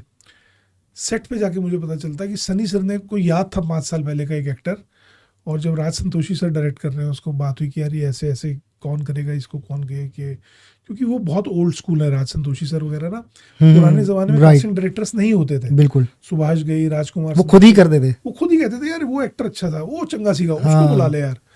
और सनी तनु को याद पैदा यार इस कैरेक्टर लिए केड़ा एक्टर होना चाहिए, तो उन्होंने बोला कि यार एक एक्टर था पल पल दिल के पास में, विजयंत कोहली, उसको बुलाओ। तो मुझे बुलाया गया वहाँ से, और वहाँ से फिर वो जर्नी दोबारा सनी सर से मुलाकात हुई और मैं मिला, उनके पैर हाथ लगाए, मैंने कहा कैसे हो, जोर से जफ्फी डाली यार उन्होंने। अब वो बीजेपी के वो भी है member of parliament from Gurdaspur I think, and he was very kind to me.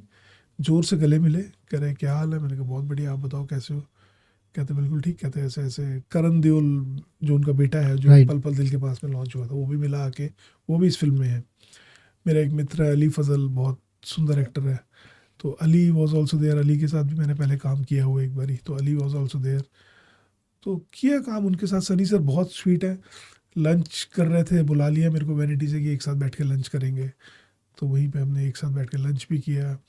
In fact एक दिन पहले कोई सीन ऐसा हुआ कि जिसके रीटेक काफ़ी हो गए, okay. क्योंकि बहुत सारे जूनियर्स थे, more than 150 juniors in one room, जो मेरा और सनी सर का पूरा डायलॉग था उसके अंदर, बहुत लंबा सीन था वो। तो मैंने कहा हो गया, सीन खत्म हो गया, रीटेक्स होते रहे, बिकॉज कभी कोई जूनियर शोर हो जाता है, कभी कोई कुछ हो जाए, कभी कहीं कुछ हो जाए। तो एनीवेज अगले दिन सुबह जब मैं पहुंचा, तो how professional someone can be, again about Sunny Deol.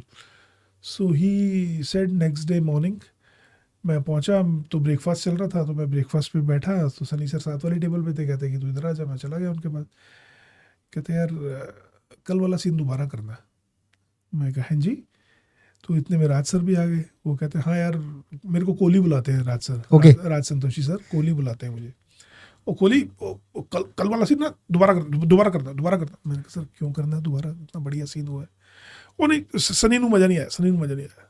तो सनी सर ने बोला कि Raj I really want to do this and it will be very nice if he can be help. मैंने कहा अरे सर कैसी बात कर रहे हो, मैं हेल्प नहीं करूँगा आपकी। मैं गया वैनिटी में, मैंने वही वाले कल वाला कॉस्ट्यूम पहना और मैं दोबारा पहुंचा, और भाई साहब पहले टेक के अंदर जो सनी सर ने वो सीन किया है, अभी फिल्म रिलीज होगी ना, आप लोग मतलब मेरी बताते हुए मेरे को गूज बम्स आ रहे हैं, आपके रोंगटे खड़े हो जाएंगे आप जब देखेंगे वो सीन। कमाल का सीन किया सनी सर ने, मतलब वो कमाल के एक्टर तो है ही है यार, और इमोशनल इस लेवल के है यार। मैंने उनसे गदर के बारे में बात करनी चाहिए, मैंने उनसे और एक दो बारे में बात करनी चाहिए, उनकी आंखों में आंसू आ गए यार। उनका मैंने भी एक इंटरव्यू देखा था, मैं हैरान हो गया, मैंने कहते यार विजय, मैं इतना परेशान हो गया था, उन्होंने अपनी कंपनी बंद कर दी थी यार, विजेता प्रोडक्शंस जो उनकी कंपनी है, वो कहते मैंने बंद कर दी थी यार। कहते मुझे लगता था मैंने इंडस्ट्री को बहुत कुछ दे दिया, इंडस्ट्री मेरे को नहीं दे रही। कहते अचानक से गदर आ गई पूरे परिवार में, फॉर दैट मैटर। मैं बॉबी सर के साथ काम क्या तोड़ा उस मूवी ने, क्या तोड़ा यार उस मूवी ने, मतलब कोई हिसाब ही नहीं है। मैं बॉबी सर के साथ काम कर रहा हूँ, बॉबी देओल के साथ, जो आर्यन वाली सीरीज है। बॉबी सर इज लाइक वो कैसे कल्ट सुपरस्टार की तरफ इतने जबरदस्त, और उतना ही खूबसूरत आश्रम में क्या उनकी यार राइट। मैं बता रहा हूँ ना, OTT is a game changer. OTT is not only a game changer for us people, it's a game changer for stars also. I mean, Bobby sir बिल्कुल नीचे जाते जा रहे थे यार, और आश्रम ने क्या उठा दिया उनको। Bobby sir again he is very emotional. मैं जब उनके साथ काम किया 2-4-5 बार हम बैठे इकट्ठे एक साथ, कोल्ड ड्रिंक्स पिए हमने एक साथ, तो वहाँ पे बॉबी सर ने बताया, बॉबी सर का भी वही हाल है कि उनको सिर्फ टच कर दो ना तो उनकी आंखों से आंसू टपक जाएंगे, इतने इमोशनल लोग हैं यार ये लोग। मतलब धर्मेंद्र जी के ये दिल से सोचते हैं, दिमाग है ही नहीं यार, लगाते ही नहीं, दिमाग पूरा है, लगाना ही नहीं, बोल दिया ना जो बात वो ये है, बस ऐसे ही हूँ मैं। खैर एनीवेज, तो ये है मामला लीगल। एक बहुत इंटरेस्टिंग सीरीज है, लाइक करप्शन कॉमेडी, बड़ी अच्छी चली, बहुत अच्छी। मतलब नेटफ्लिक्स पे सबसे ज्यादा टाइम तक ट्रेंडिंग बोलते हैं, हाँ, बोलते हैं काफी ट्रेंडिंग है। हम भी, क्योंकि इज लाइक जब हम नेटफ्लिक्स चलाते हैं और देख रहे होते हैं तो टॉप पे आता था, मतलब काफी 8-10 दिन हो गए थे, नेटफ्लिक्स तो डेली बंदा चलाता है, वो टॉप पे आए, फिर टॉप पे आए। मैंने कहा हम साथ में ही थे, और मैंने कहा चला देखे थे, और जो मजा आया उसे देख कर, मैंने कहा भाई साहब ये कुछ चीज़ ऐसी होती है कि हम देखना नहीं चाह रहे होते, बिकॉज ऑफ पोस्टर जो बना होता है उसके काइंड ऑफ थंबनेल, बट जब उसको अंदर जाओ फिर आप घुसते चले जाते हो। वो है ना, इज लाइक वो एक काइंड ऑफ पोएम टाइप है, किसी ने नेवर जज इज लाइक कुछ, हाँ वो बोलते हैं ना कि नेवर जज बुक विद इट्स कवर, वो इज लाइक वैसी। उसमें काफ़ी ज़बरदस्त रोल रहा है, उसके बारे में बताइए सर।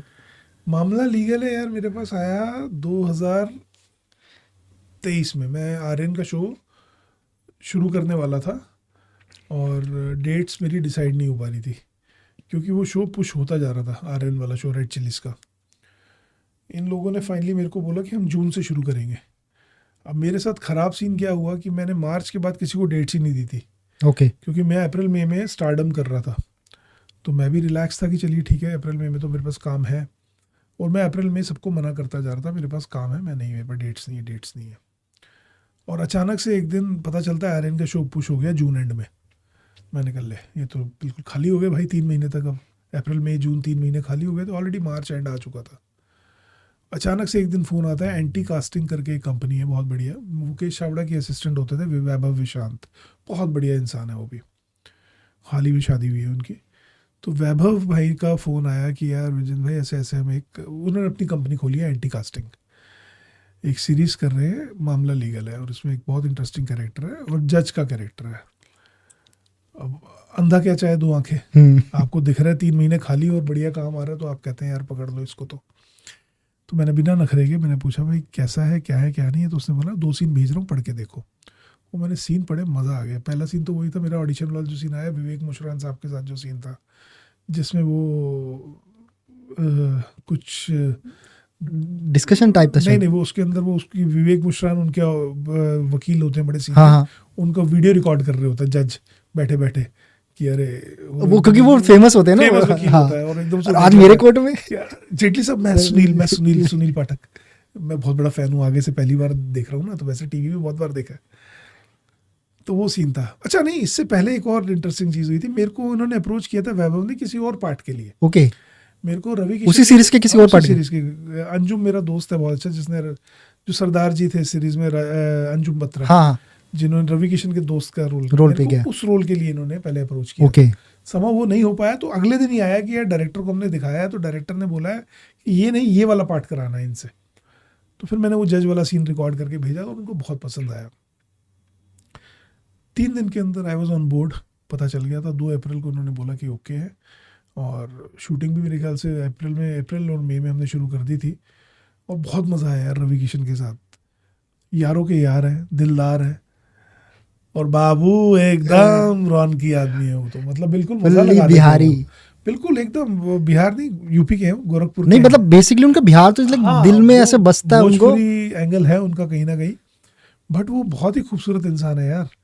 वो मतलब इतने बड़े वो मेंबर ऑफ पार्लियामेंट है और योगी जी के एकदम प्रिय हैं, और बट इतने डाउन टू अर्थ और हम्बल आदमी मैंने जिंदगी में नहीं देखा यार। वो जिस तरीके से आके आपसे बात कर, इनफैक्ट मेरे मोबाइल में उनका नंबर फीड है ना, जो उन्होंने अपने हाथ से किया, तो उसके आगे लिखा उन्होंने Ravi Kishan member of MP Gorakhpur.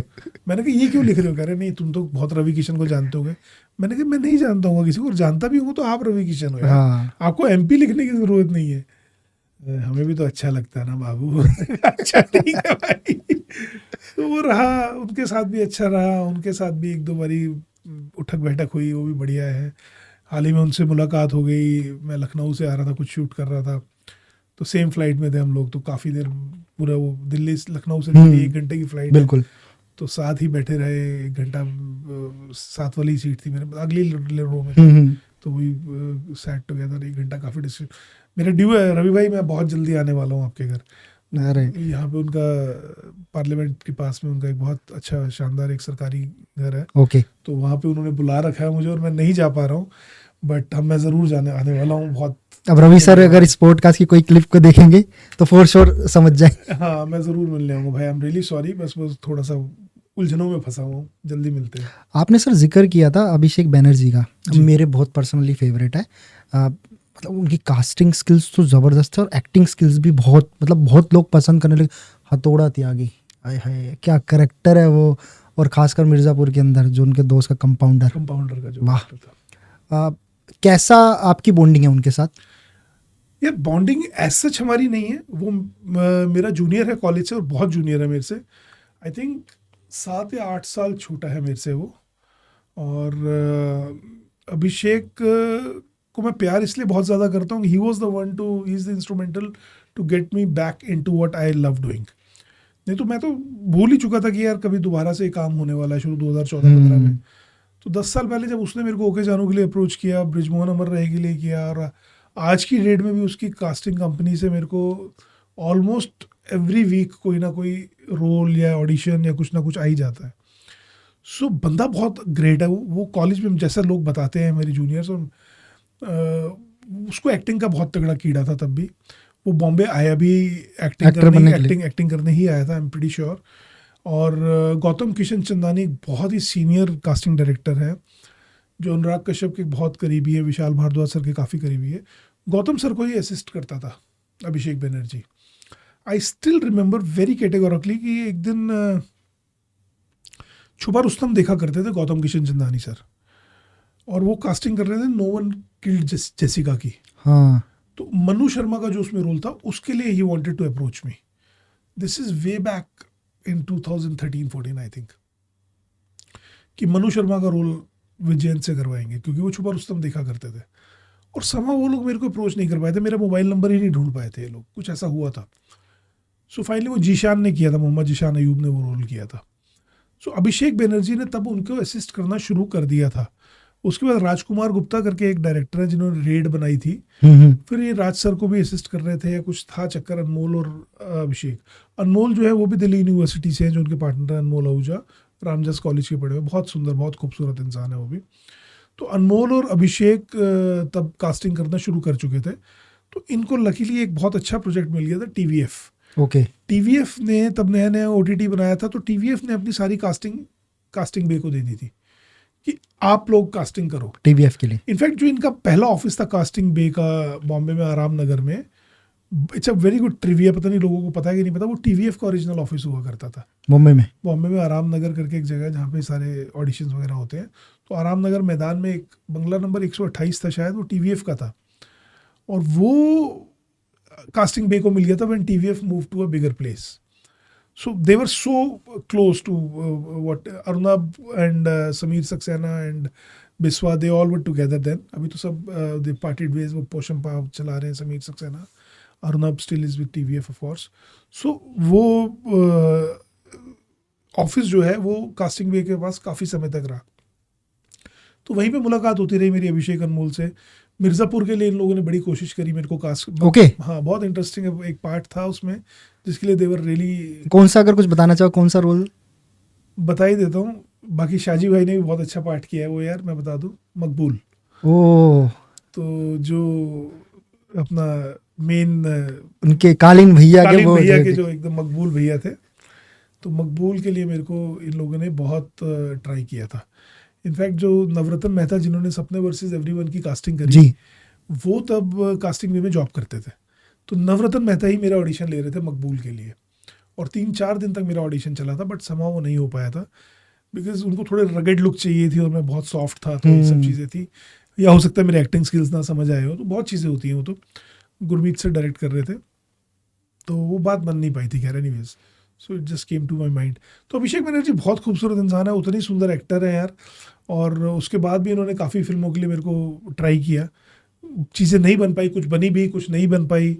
कलंक करके एक फिल्म थी वरुण धवन, उसके लिए भी काफ़ी हद तक, एक फिल्म के लिए लॉक भी हो गया था मैं इनके साथ, बट वो फिल्म बन भी गई, बट वो मेरे को बाद में रिप्लेस कर दिया गया किसी और से, वो भी पता चल गया था मुझे. अर्जुन पटियाला करके एक फिल्म थी, रोहित जुगराज जिन्होंने डायरेक्ट करी. दिलजीत दोसांझ की फिल्म है, कृति सेनन और दिलजीत दोसांझ की. मौका मिला मेरे को रोहित जुगराज के साथ वापस काम करने का, चमक करके एक वेब सीरीज है जिसका भी सीजन 2 आना है. तो मैंने रोहित को मिला, रोहित दोस्त है, तो रोहित को मैंने बताया, मैंने कहा तुमने निकाल दिया था मुझे आखिरी मोमेंट पे. तो आज भी रोहित हंसता है, कहता है यार गलती हो गई थी. फिर बाद में खुद बोला रोहित कि अच्छा हो तुमने नहीं करी. मैं कहता फिल्म चली नहीं. मैंने कहा यार ये कोई बात थोड़ी, फिल्म नहीं चली तो वो तो ऊपर वाले के हाथ में. बट अभिषेक बनर्जी मिलता है अभी भी, बहुत प्यार से मिलता है. अभी हाल ही में कॉलेज का एक फंक्शन था वहाँ पे, उसके बाद हम लोग वहाँ भी आके जोर से सपने वर्सेस एवरीवन देखा था. अभिषेक ने आके जोर से गले मिला और बोला कि सर क्या कर. दिवेंदु भी था, कि मुन्ना भैया दिवेंदु भी था, तो जोर से गले मिला. अभिषेक कह रहे सर क्या कर रहे हो, सर क्या कर रहे हो, आप तो मतलब पाड़ रहे हो सबको, और ये कर रहे हो, कर रहे हो. कैरेक्टर इस लेवल का है ना, उसको बहुत पसंद आया मामा जी का character. Then we went to friends place, फिर वहाँ पे भी हमने कुछ कोल्ड ड्रिंक्स पी एक साथ. सारे इकट्ठे. एक चीज़ आपने सर नोटिस करी होगी, हम जो दिल्ली वाले हैं ना, इज लाइक हम कहीं भी जाएं, चाहे मुंबई हो, किसी भी फील्ड के अंदर, दिल्ली वाले कहीं ना कहीं मतलब हर जगह घुसे होते हैं, चाहे एक्टिंग ले लो, चाहे स्पोर्ट्स ले लो, किसी में भी। इवन शाहरुख खान साहब, दिल्ली से उनका शाहरुख बहुत साहब की बात बताऊं मैं तुम्हें? जी जी जी। मन्नत में पार्टी चल रही थी, हम लोग सुबह के 4 सवा 4 बज चुके थे आई थिंक। शाहरुख सर आए, मेरे कंधे पे हाथ रखा, कहते यार दिल्ली में कहाँ से है तू? मैंने कहा सर पश्चिम बिहार से। मैंने कहा आपको कैसे पता मैं दिल्ली से हूँ? कहते आर्यन ने सुबह से शोर मचा रखा था, विजयन सर दिल्ली से आ रहे हैं, विजयन सर दिल्ली से आ रहे हैं, तो इसलिए मेरे को तेरा नाम भी रिकलेक्ट हो गया। मैं, you know what did he से? दिल्ली की खुशबू अलग है ना, मजा ही अलग है यहाँ। These were his words. कभी आपकी भगवान करे आप इतने बड़े मेरा हो, सब कुछ हो, आप मेरा तो कभी मिलोगे एक शाहरुख ड्रीम सर है से कि मैं पॉडकास्ट करना उनके साथ। जरूर होगा। तो उन्होंने बोली बात, कहते यार दिल्ली में मजा आता है। तो वो उनकी लैंग्वेज में दिल्ली का स्लैंग है, वो हाँ, अभी भी बात करते हैं तो आपको पता चलता है यार दिल्ली वाले से बात दिल्ली कर रहे वाला। हो। भाई इतने साल से तुम मुंबई में हो, 30 साल से ऊपर, 35 साल हो चुके हैं, हाँ, लेकिन उस 35 साल के दौरान भी उनकी लैंग्वेज दिल्ली वाली है। आप उनके बच्चों से बात करते हो, आर्यन से, सुहाना से, या गौरी मैम से। गौरी मैम तो खैर बहुत रिफाइंड वे में बात करती है, जैसे आर्यन सुहाना भी बहुत, सुहाना भी बहुत, तो उनकी लैंग्वेज में थोड़ा सा बॉम्बे का इफेक्ट है सबकी, महाराष्ट्र कल्चर थोड़ा। वो एक हल्का सा कि अपुन तपुन है, और वो सब होता है ना कि नहीं नहीं वो चलेगा, वो कर रहा है राइट राइट राइट। ये बाजुल है वो बाजुल। शाहरुख सर का नहीं है, वो भी दिल्ली में ही बात टू करते हैं, कट टू कट, वो दिल्ली वाली बात करते हैं। वो निकलता भी उनके मुंह से जो नहीं निकलना चाहिए वो निकल जाता है अचानक। तो वो सही है, मतलब अच्छा है। दिल्ली वाले तो मतलब छाए हुए हैं, छाए हुए हैं, छाए राइट हुए हैं, राइट। हर जगह किसी भी जगह जाओ, और दिल्ली वाला। और कहीं ना कहीं मुझे लगता है बहुत जगह पे कुछ नेगेटिव वे में देखा जाता है, खैर उसको छोड़ो, एक अलग ही पर्सनालिटीज नहीं। अगर हम जैसे मुंबई जाते हैं, हम दिल्ली से आए हैं, दिल्ली से हो, चलो कई कुछ जगह पे नेगेटिव हो सकता है जो मानते हैं लोग, पर दिल्ली की अपनी एक लाइक छवि है कि यार ये दिल्ली का है।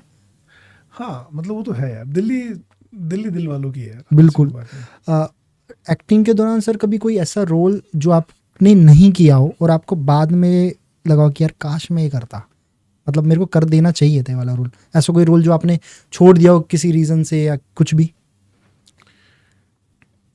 टीवीएफ का ये एक शो था, मैं नाम नहीं लूंगा ना, मैं रोल बताऊंगा, ठीक है। जिसमें था कुछ ऐसा जो मुझे कर देना चाहिए था, और मैं अपने नखरे में, अपने स्टाइल में रह गया, और मैंने मना कर दिया, और मैंने कहा नहीं यार ये तो आएंगे वापस मुड़ के। फटा वो तो रोल? आज रोल बहुत बढ़िया था, वो निकल गया हाथ से। ठीक है, हो जाता है कभी ठीक है। कभार, तुम्हारी अपनी एक मन में अपनी इमेज आप बना लेते हो, आपको लगता है कि आप तो यार नहीं यार, और इसको ऐसे नहीं ऐसे, और ये वो, तो बहुत चीज़ें होती हैं जो नहीं वर्कआउट होती कई बारी। हाँ कई बारी ऐसी होती है जो कुछ चीज़ें आप करना चाहते थे और आपको नहीं मिले, तो ऐसी बहुत चीज़ें होती है मेरे साथ। लाइक कोई भी एक रोल फॉर दैट मैटर, मैं आपको कैसे बताऊं,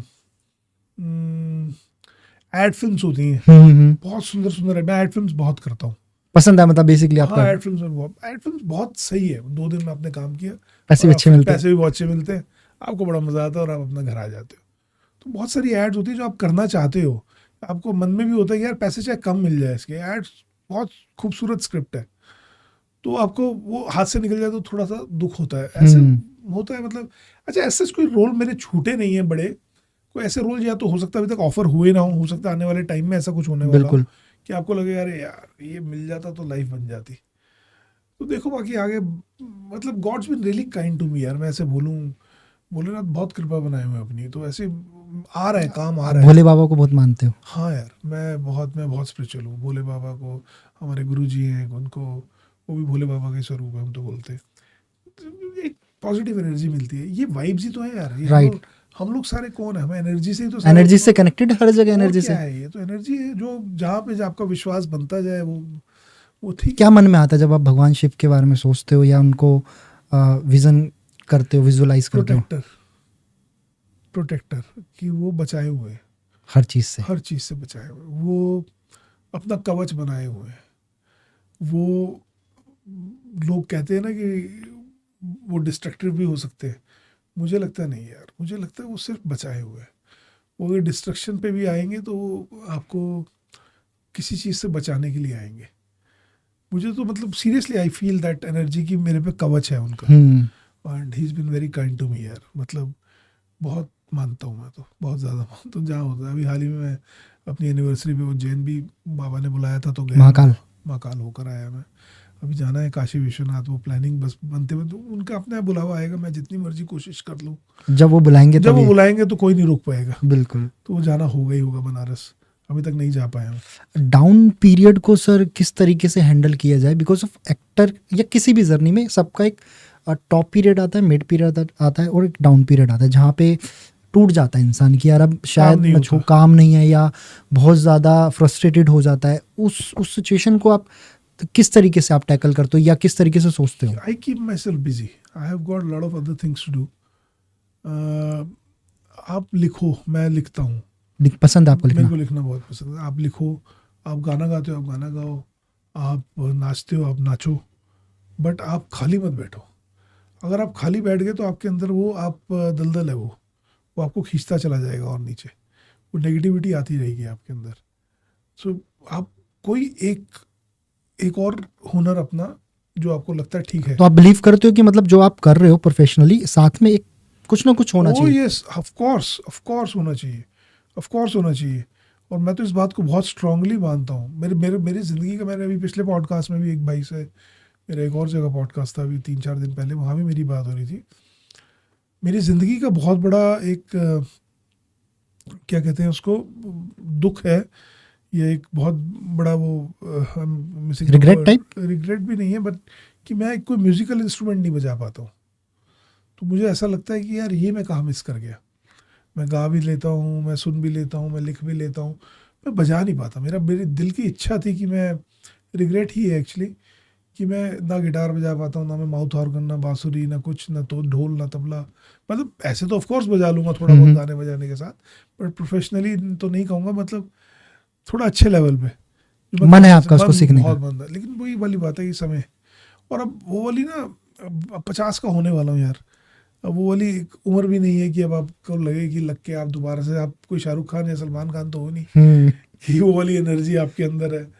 तो बस ठीक है, नहीं सीख पाए। तो एक चीज़ आपको और आनी चाहिए जो आपको आपके डाउन टाइम में आपको सपोर्ट करे। बिल्कुल। मतलब नॉट फिनेंशियली बट इमोशनली। मैं कह रहा हूँ ना, आपने बताया, अभी हम बात कर रहे थे कि आप डांस करते हो, आप यू बिन प्रोफेशनली करी हुई है। प्रोफेशनल डांसर रहे हो आप। सो वो चीज़ होना बहुत जरूरी है। आप कोई स्पोर्ट पकड़ लो ना यार, हाँ, आप साला टेनिस खेलो, आप क्रिकेट खेलो, आप वॉलीबॉल खेलो, आप जो आपका मन है वो करो ना आप। हमें यही लगता है, आपने बिल्कुल सही बात बोली कि डाउन पीरियड हो या जब आप स्टक फील कर रहे हो ना, तब आप बिजी होनी चाहिए किसी दूसरे काम में, क्योंकि इंसान तभी फील करता है डाउन जब वो कुछ कर नहीं रहा होता। कुछ कर रहा होगा, चाहे स्पोर्ट्स खेल रहा हो, उसका माइंड डाइवर्ट हो जाएगा, जिम जा रहा हो माइंड डाइवर्ट हो जाएगा, कुछ भी ऐसा काम जिससे राजपाल यादव को जानते हो जी। आप, बहुत अच्छे से, मेरे बड़े अच्छे दोस्त हैं वो।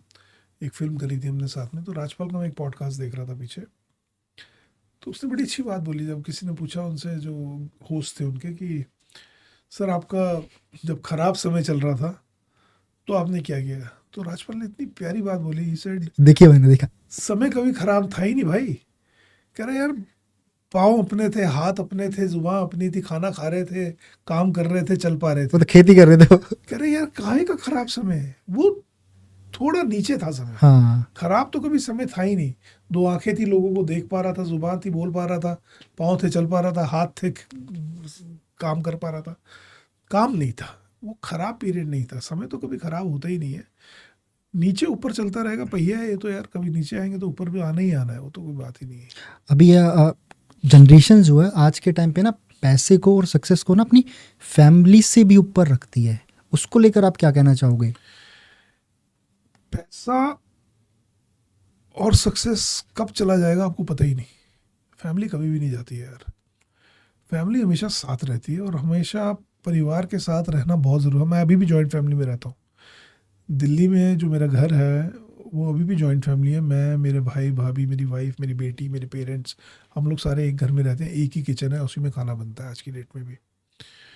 बॉम्बे में जो मेरा घर है जहाँ मैं रहता हूँ, वहाँ मेरे बड़े भाई का बेटा, वो भी असिस्टेंट डायरेक्टर है, यशराज में जॉब करता है, ओके। शौर्य, वो भी मेरे साथ वहाँ पे रहता है। मतलब हम लोग का घर है वहाँ पे बॉम्बे में, तो वहाँ भी हमारी जॉइंट फैमिली है। तो अगर मैं दिल्ली से बॉम्बे जाता हूँ तो वहाँ भी फैमिली है मेरे पास, और यहाँ भी अगर मैं फैमिली यहाँ है। रहता हूँ तो मेरी यहाँ भी फैमिली है।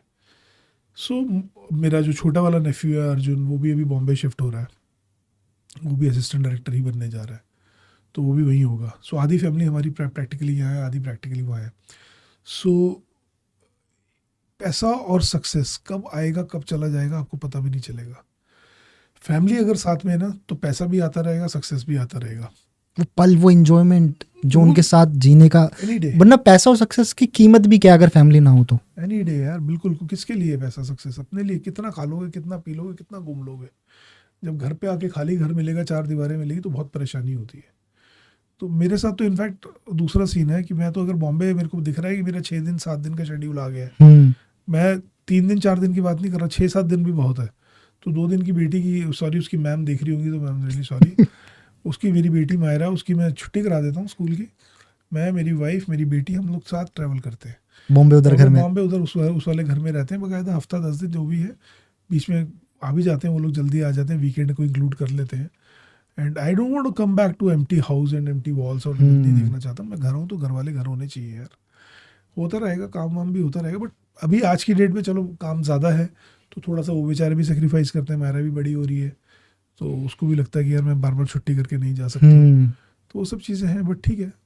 काम के साथ चीज़ें छूटती हैं जो रियलाइज़ आप करते हो कि यार इसको छोड़ना मतलब थोड़ा सा डिफिकल्ट है, बट काम के लिए करना पड़ता है, फैमिली संभालने के लिए करना पड़ता है। काम नहीं छोड़ा अभी तक मैंने, सच एक्टिंग वाला काम मैं नहीं छोड़ पाता हूँ। मेरी फैमिली भी समझती है इस बात को कि यार ये इसका पैशन है, और 95 से ये एक्टिंग कर रहा है। थिएटर 95 में मैंने शुरू कर दिया था। अब मैं पैदा हुआ था। अच्छा तो 30 साल हो गए ऑलमोस्ट मेरे को एक्टिंग करते हुए। तो वो इतना, मेरी वाइफ भी समझती है इस बात को। My wife Reena, she is a very loving wife, she also understands this कि ये इसका पैशन है एक्टिंग, ये छोड़ेगा नहीं एक्टिंग। तो इस, अगर काम आएगा तो वो, उसको मैं सबसे पहले उसको बताता हूँ कि यार ये काम आया है, मैं डिस्कस करता हूँ कि मुझे क्या करना चाहिए। फॉर श्योर वो तो आपकी बहुत अच्छी दोस्त भी होंगी, आपकी वाइफ। वाइफ कभी भी, वो सब झूठ बोलते हैं लोग जो बोलते हैं ना दोस्त है, हाँ। वो दोस्त नहीं होती। वो वाला रिलेशन चलता रहता है हमारा, प्यार मोहब्बत और लड़ाई वाला। वो नहीं होगा ना तो फिर वो लाइफ रिश्ते में में मसाला मजा ही नहीं होगा। हाँ। लाइफ में मसाला ही नहीं होगा। हाँ ऑफ कोर्स शादी के बाद आपके बाकी दोस्त छूट जाते हैं, वाइफ ही दोस्त बन के रह जाती है, क्योंकि most of the time you spending with. So ये होता है।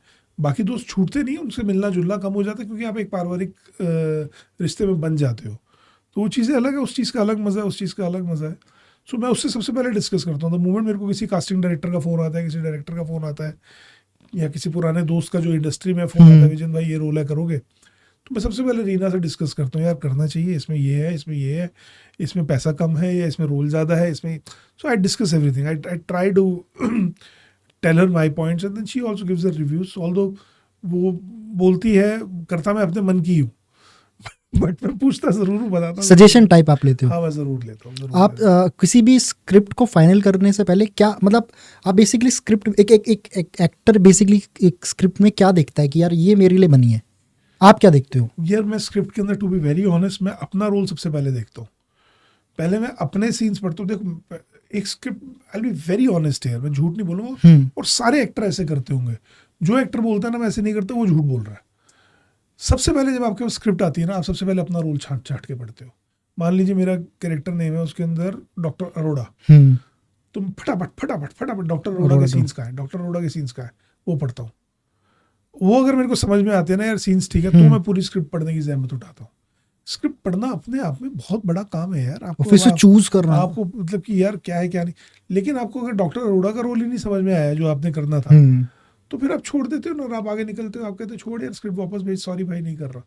लेकिन अगर आपको अपना रोल समझ में आ गया कि हाँ यार ये तो जानदार रोल है, ये तो करना है मुझे, फिर आप स्क्रिप्ट पढ़ना शुरू करते हो। लेकिन आपको लगता है यार स्क्रिप्ट नहीं है, स्क्रिप्ट में जान नहीं है, और आपका कैरेक्टर अच्छा है, फिर then you have to take a call कि आपको करना है कि नहीं करना है।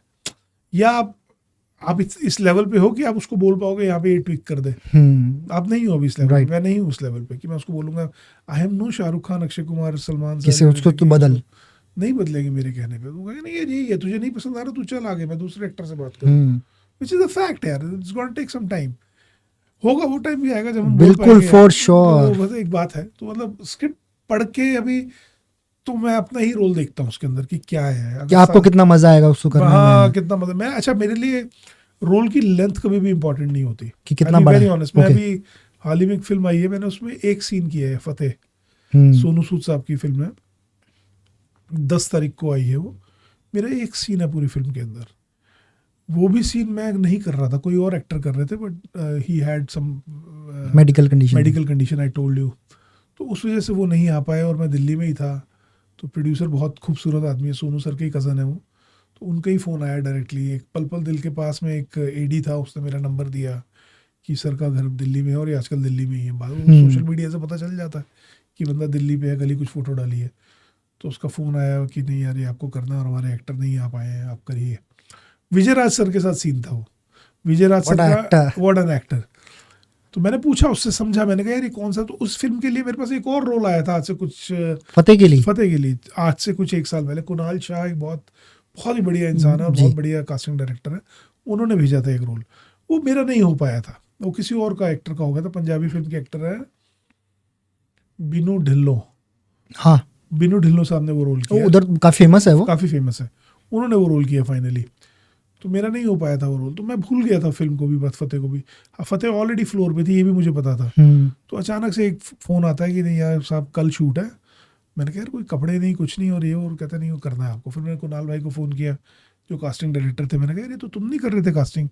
कहते हम कर रहे थे, फला फला एक्टर कर रहा था ये रोल और उसको ये प्रॉब्लम हो गई है, तो अब वो फंसे हुए हैं, तो अगर तुम हेल्प कर सकते हो तो करो। मैंने किया, मैं गया सेट पे, और सोनू भाई की तो बहुत इज्जत है, बहुत रिस्पेक्ट है, और बहुत शानदार इंसान है, जितनी उन्होंने लोगों की हेल्प करी शायद किसी। तो जब उनके प्रोड्यूसर का फ़ोन आया मेरे पास कि यार आपको करना है और आप देखो प्लीज़, सोनू भाई को कोई मना नहीं करता, मैंने कहा वाकई नहीं करता। तो मैं गया सेट पे गया, they were very nice to me, मेरे कपड़े एक दिन में तैयार हुए, सब कुछ हुआ, एंड वी शॉट। विजय राज बहुत ही बेहतरीन इंसान, बहुत ही बेहतरीन कलाकार, और एक ही सीन था वो उनके साथ, उनका इंट्रो सीन था, उनका एंट्री सीन था, because playing negative lead in that film. तो उनके साथ वो एक सीन था, बहुत ज़्यादा वर्बल उसमें वो थे, न्यूएंसेस थे, करा मैंने उनके साथ, बहुत मज़ा आया, बहुत अच्छा लगा काम करके। तो रोल की लेंथ डजेंट मैटर, रोल कितना इंपॉर्टेंट है वो ज़रूरी है, क्योंकि वो जो सीन था वो विजय राज की एक फितरत को दिखा रहा था कि इस इंसान की ये फितरत पूरी फिल्म में होने वाली है, तो वो मेरे थ्रू होगी। मैंने कहा करते ना यार, क्या दिक्कत है, तो किया। फिल्म इंडस्ट्री में सर आपका सबसे खास दोस्त कौन है जिसे आप मानते हो? यार इंडस्ट्री के मतलब नॉन फेसेस में जानना चाहते हो आपकी? किसी भी फेसेस में जो जो आपके दिल के बहुत करीब हो। एक प्रोड्यूसर है, बहुत अच्छे राइटर हैं, विवेक तिवारी, बहुत अच्छे दोस्त हैं मेरे कॉलेज से मेरे दोस्त हैं, बहुत बढ़िया इंसान है। नॉन फेसेस में जिनसे मेरी अच्छी दोस्ती है, जिनसे मैं कभी कोई फेवर चाहूँ या कुछ बातचीत करना चाहूँ, मिलना चाहूँ, कोई दिक्कत नहीं आती। कुमुद मिश्रा से मेरी बड़े अच्छा बहुत प्यार है। मनु ऋषि चड्ढा से मेरा बहुत प्यार है। मनु ऋषि चड्ढा तो भाई है मेरे बिल्कुल। गोपाल दत्त अच्छे मित्र है। गुरपाल सिंह बहुत अच्छे दोस्त है मेरे। देन नॉन फेसेस में रिचा चड्ढा से मेरी बड़ी अच्छी दोस्ती है। मेरी रोनित रॉय से बहुत अच्छी दोस्ती है। मेरी जैकी श्रॉफ सर से बहुत अच्छी दोस्ती है। सनी देओल सर से मेरी अच्छी सनी देओल सर से दोस्ती नहीं कहूँगा, एक रिक्वेस्ट, एक रिस्पेक्ट है। जैकी सर से मैं दोस्ती नहीं कहूँगा, एक रिस्पेक्ट है। रोनित सर से दोस्ती है। रोनित सर और मैंने बहुत बार बैठ के कोल्ड ड्रिंक्स पी है।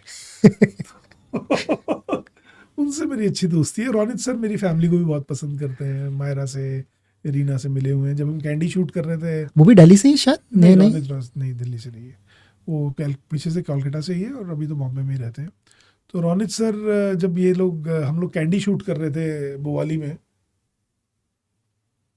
छोटा सा गांव है भोवाली नैनीताल के पास। जी तो गया हूँ मैं। अच्छा, तो 3 दिन के लिए, बहुत लंबा शेड्यूल था हमारा, 1.5 महीने का ऑलमोस्ट था। तो 3 दिन के लिए, 4 दिन के लिए मायरा और रीना भी वहाँ पे आ गए थे। So they were there, so we were staying in the same hotel. मैं और रोनित सर और रिचा, हम लोग सारे एक ही होटल में थे। तो वहाँ पे रोनित सर से काफ़ी अच्छा, उनका मेरी फैमिली का भी काफ़ी मिलना जुलना हो गया था। Later on stages Ronit sir की फैमिली भी वहाँ पे आई थी कुछ दिनों के लिए। हाँ, मतलब अच्छे दोस्त हैं ये लोग। मिलना जुलना, पार्टी वार्टी में कभी कोई मिल जाता है, कभी कहीं कोई मिल जाते हैं। ऐसा कोई वो नहीं है कि आओ भाई मिलने का प्लान बनाए, बट जहाँ मुलाकात होती है बहुत अच्छे से मिलते हैं। बिकॉज सबका शेड्यूल बिजी है, कहीं ना कहीं सब लोग काम में। हाँ, आओ कहीं प्लान बनाए वाले हैं। कुमुद मिश्रा है, मनोज पावा है, मनु ऋषि चड्ढा है, गुरपाल है, इन लोगों से बहुत मिलना होता है। मनोज पावा सर कितने सीनियर एक्टर हैं वो, और उतने ही हंसमुख, बहुत जबरदस्त। उनके काफी, अरे आप उनके साथ बैठोगे आपको लगेगा कि यार आप जिंदगी में क्या क्या चीजें मिस कर रहे थे भाई। इतना ज्ञान है मनोज पावा सर के पास, इतना ज्ञान है कुमुद भाई के पास, इतना ज्ञान है मन्नू के पास, मन्नू भाई के पास। आप बैठोगे आप हैरान हो जाओगे यार। वो मतलब सारे ज्ञानी है एकदम, और सारे पुरानी दिल्ली के। मनोज पावा भी पुरानी दिल्ली तो दिल्ली की बातें छिड़ती हैं। हाँ हाँ, अरे बहुत ज़बरदस्त। मनु ऋषि भी पुरानी दिल्ली के हैं। कुमुद सर नहीं है ऑफ कोर्स, वो पीछे से कहीं और से है, बट दिल्ली का सब में वो बसा हुआ है। कुमुद सर ने एनएसडी से पास आउट है, तो वो भी दिल्ली काफ़ी उन्होंने देखा है। तो बड़ा मज़ा आता है इन लोग के साथ बैठ के गपियाने का, बहुत ही मज़ा। मेरे विशाल भारद्वाज सर से बड़ी अच्छी दोस्ती है, वो बहुत प्यार करते हैं मुझे, बिकॉज मैं, बहुत इंटरेस्टिंग कहानी है, मैं खुफिया कर रहा था और मेरा पूरा रोल कट गया था खुफिया में। ओके। मैं आई वाज प्लेइंग रॉ का चीफ ऑफ फिनेंस था मैं उसमें, बट फिल्म की लेंथ बहुत बढ़ गई थी। मैंने जब खुफिया का ट्रेलर आया तो मैंने बहुत कुछ डाल दिया इंस्टाग्राम पे कि मेरी फिल्म रिलीज हो रही है। एक एक्टर की उम्मीद रहती है। और मैं सपने वर्सेस एवरीवन का शूट कर रहा था उस समय, सितंबर की बात है, पिछले साल की, 2023 सितंबर की। अचानक फ़ोन आता है विशाल सर का, तो फ़ोन मेरे बॉय के पास था, तो उसने पढ़ा एकदम से विशाल भारद्वाज लिखा हुआ आ रहा, भागा भागा आया कि सर विशाल भारद्वाज सर का फ़ोन आ रहा है। मैंने भी डायरेक्टर को बोला गिव मी 5 मिनट्स, अमरीश को विशाल भारद्वाज का फ़ोन आ रहा है। मैं बाहर गया, मैंने विशाल सर से बात करी, तो विशाल सर ने बताया यार विजय तूने डाला है इंस्टा पे, वो हटाना पड़ेगा। मैं कहा क्या? वो कहता तेरा रोल कट गया है और मुझे बहुत बुरा लगेगा अगर तू, मतलब तू इतना खूबसूरत इंसान है और मेरा इतना अच्छा दोस्त है, तो एज अ फ्रेंड मैं चाहता तो किसी असिस्टेंट डायरेक्टर को बोल के भी बता सकता बिल्कुल था बिल्कुल कि बता दो यार रोल नहीं है, बट मुझे लगा कि मैं आई ओ यू वन, तो मैं इसलिए फ़ोन कर रहा हूँ। और ये विशाल सर की खूबसूरती है, इतने बढ़िया इंसान है। मेरी फैमिली को उन्होंने बुलाया, हम लोग लंडौर मसूरी में लंडौर में उनका घर है, वहाँ गए। रेखा मैम भी थी, विशाल सर भी थे, आसमान भी था। वी स्पेंड गुड 1.5 hours देयर। बहुत बढ़िया है। तो मतलब अच्छे लोग हैं इंडस्ट्री में यार, बिल्कुल। बहुत ही सुंदर लोग हैं, मतलब वो उनका परिवार ही बहुत खूबसूरत है। तो जब सर आप कोई भी रोल डिसाइडेड होता है, जब आप करते हो फिल्म के अंदर, वो कितना टाइम इन है, एंड मोमेंट पे जाके डायरेक्टर डिसाइड करते हैं कि किस किस रोल का कितना कितना पार्ट रखना है, और वो कट भी जाता है समहाउ किसी भी रीज़न से। तो जब आप स्क्रिप्ट फाइनल करते हो या किसी भी लाइक प्रोडक्शन के साथ, बेसिकली ओब्वियसली बात है कॉन्ट्रैक्ट साइन होता होगा, तो वहाँ किसी भी एक्टर के पास इतनी अथॉरिटी नहीं होती कि वो अपने रोल को बचा के रख सके, यार ये क्यों काटा गया। नहीं, बिल्कुल भी नहीं। सब सारी अथॉरिटी उनके पास, सब टोटल आपसे पहले ही साइन करा लिया जाता है। आप बोल ही नहीं सकते यार, आपको जो फिल्म के लिए अच्छा है वो आपके लिए अच्छा है, आप कमिटेड हो गए, फिल्म आपका घर बार बन जाती है कुछ समय के लिए। फिल्म चलना जरूरी है, फिल्म चलना जरूरी है। वो डायरेक्टर का बच्चा है यार। फिल्म जो है वो डायरेक्टर के पेट से निकला हुआ बच्चा है, उसको पता है ना कि कहाँ पे क्या काटना है। तुम नहीं बता सकते ये बात, वो उसकी कॉल है। अब पुराना जमाना तो रह नहीं गया कि एक बारी में गोविंदा साहब 8 फिल्में कर रहे हैं। अभी तो साल में 8 फिल्में कोई करके दिखा दे। वहाँ अक्षय सर मैक्सिमम साल में 2 फिल्में, अक्षय सर सबसे ज्यादा मेहनत करते हैं, 2 फिल्म नहीं निकाल पाते आज की डेट में। तो अभी वो एक फिल्म होती है, 2 साल में 3 साल में एक फिल्म होती है। उसमें आप कहाँ पर क्या डिसीजन लोगे वो आपका नहीं है, वो डायरेक्टर का है। आप रिस्क नहीं ले सकते। उसने पूरा विजन है, उसने पूरा सोचा हुआ है कि ऐसे इस फिल्म को ऐसे प्रेजेंट करना है। तो वो तो हमारे हाथ में, हम तो बहुत छोटे लेवल पे अभी, बड़े लेवल के कलाकार भी इस तरह के डिसीजंस नहीं ले पाते। फिल्म इस इंडस्ट्री के अंदर होता है ना कि सर आपको रोल मिला, सब कुछ फाइनल हो गया, एंड मोमेंट पे वो रोल किसी और को मिल गया किसी तरीके से, तो इसको लेकर आप क्या सोचते हो? लाइक कि नेपोटिज्म कहीं ना कहीं बीच में आ जाता है, या काइंड ऑफ की रेफरेंसेस बहुत चलते हैं?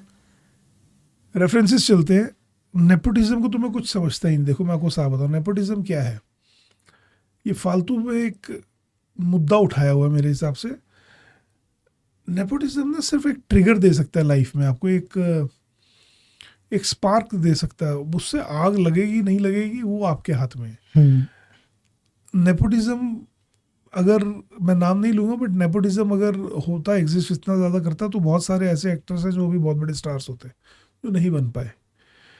अगर वरुण धवन और आलिया भट्ट अगर स्टार बने हैं अपने तो एक्टिंग वो स्किल्स अपने पे, दम पे बने भाई। टाइगर श्रॉफ अगर आज स्टार बना है तो अपने दम पे बना है।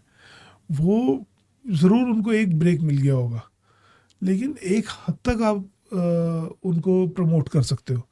एक लेवल पर जाकर तो आपको अपना हुनर दिखाना पड़ेगा, अपने स्किल दिखाने पड़ेंगे। सो आई डोंट नो, मतलब यार नेपोटिज्म उस लेवल तक एग्जिस्ट करता है कि आपको एक मौका दे देगा। यार एक मेरे को छोटा सा बात बताओ ना जी, आपका अगर बिजनेस है तो आप भी तो चाहोगे आपका बेटा वही बिल्कुल बिल्कुल, आप डॉक्टर हो तो आप भी तो चाहोगे आपका बेटा बिल्कुल बिल्कुल वो संभाले, वो आगे बिजनेस को लेके जाए। वही तो कह रहा हूँ, नेपोटिज्म वही है। नेपोटिज्म तो हर एक इंडस्ट्री में एग्जिस्ट करता है। Why to target film industry यार, nepotism is everywhere in this world.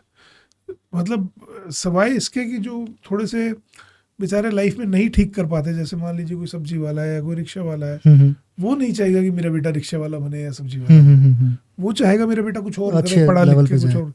But somehow life का ट्रुथ है यार ये। सो हम इससे लेकिन वो खाली फिल्म इंडस्ट्री को टारगेट करना वो थोड़ा गलत लगता है। अपना एक्टर ऑडियंस ही चूज करती है। एब्सोल्युटली, जनता जनार्दन है भाई, हम तो बेवकूफ़ है सारे, हम तो बंदर हैं, मदारी हमें नचा रहा है, ऊपर वाला मदारी है, हम नाच रहे हैं। अब वो कितने लोग नाच देखने आ रहे हैं हमारा, वो उन पे डिपेंड करता है, जितनी भी ऑडियंस है।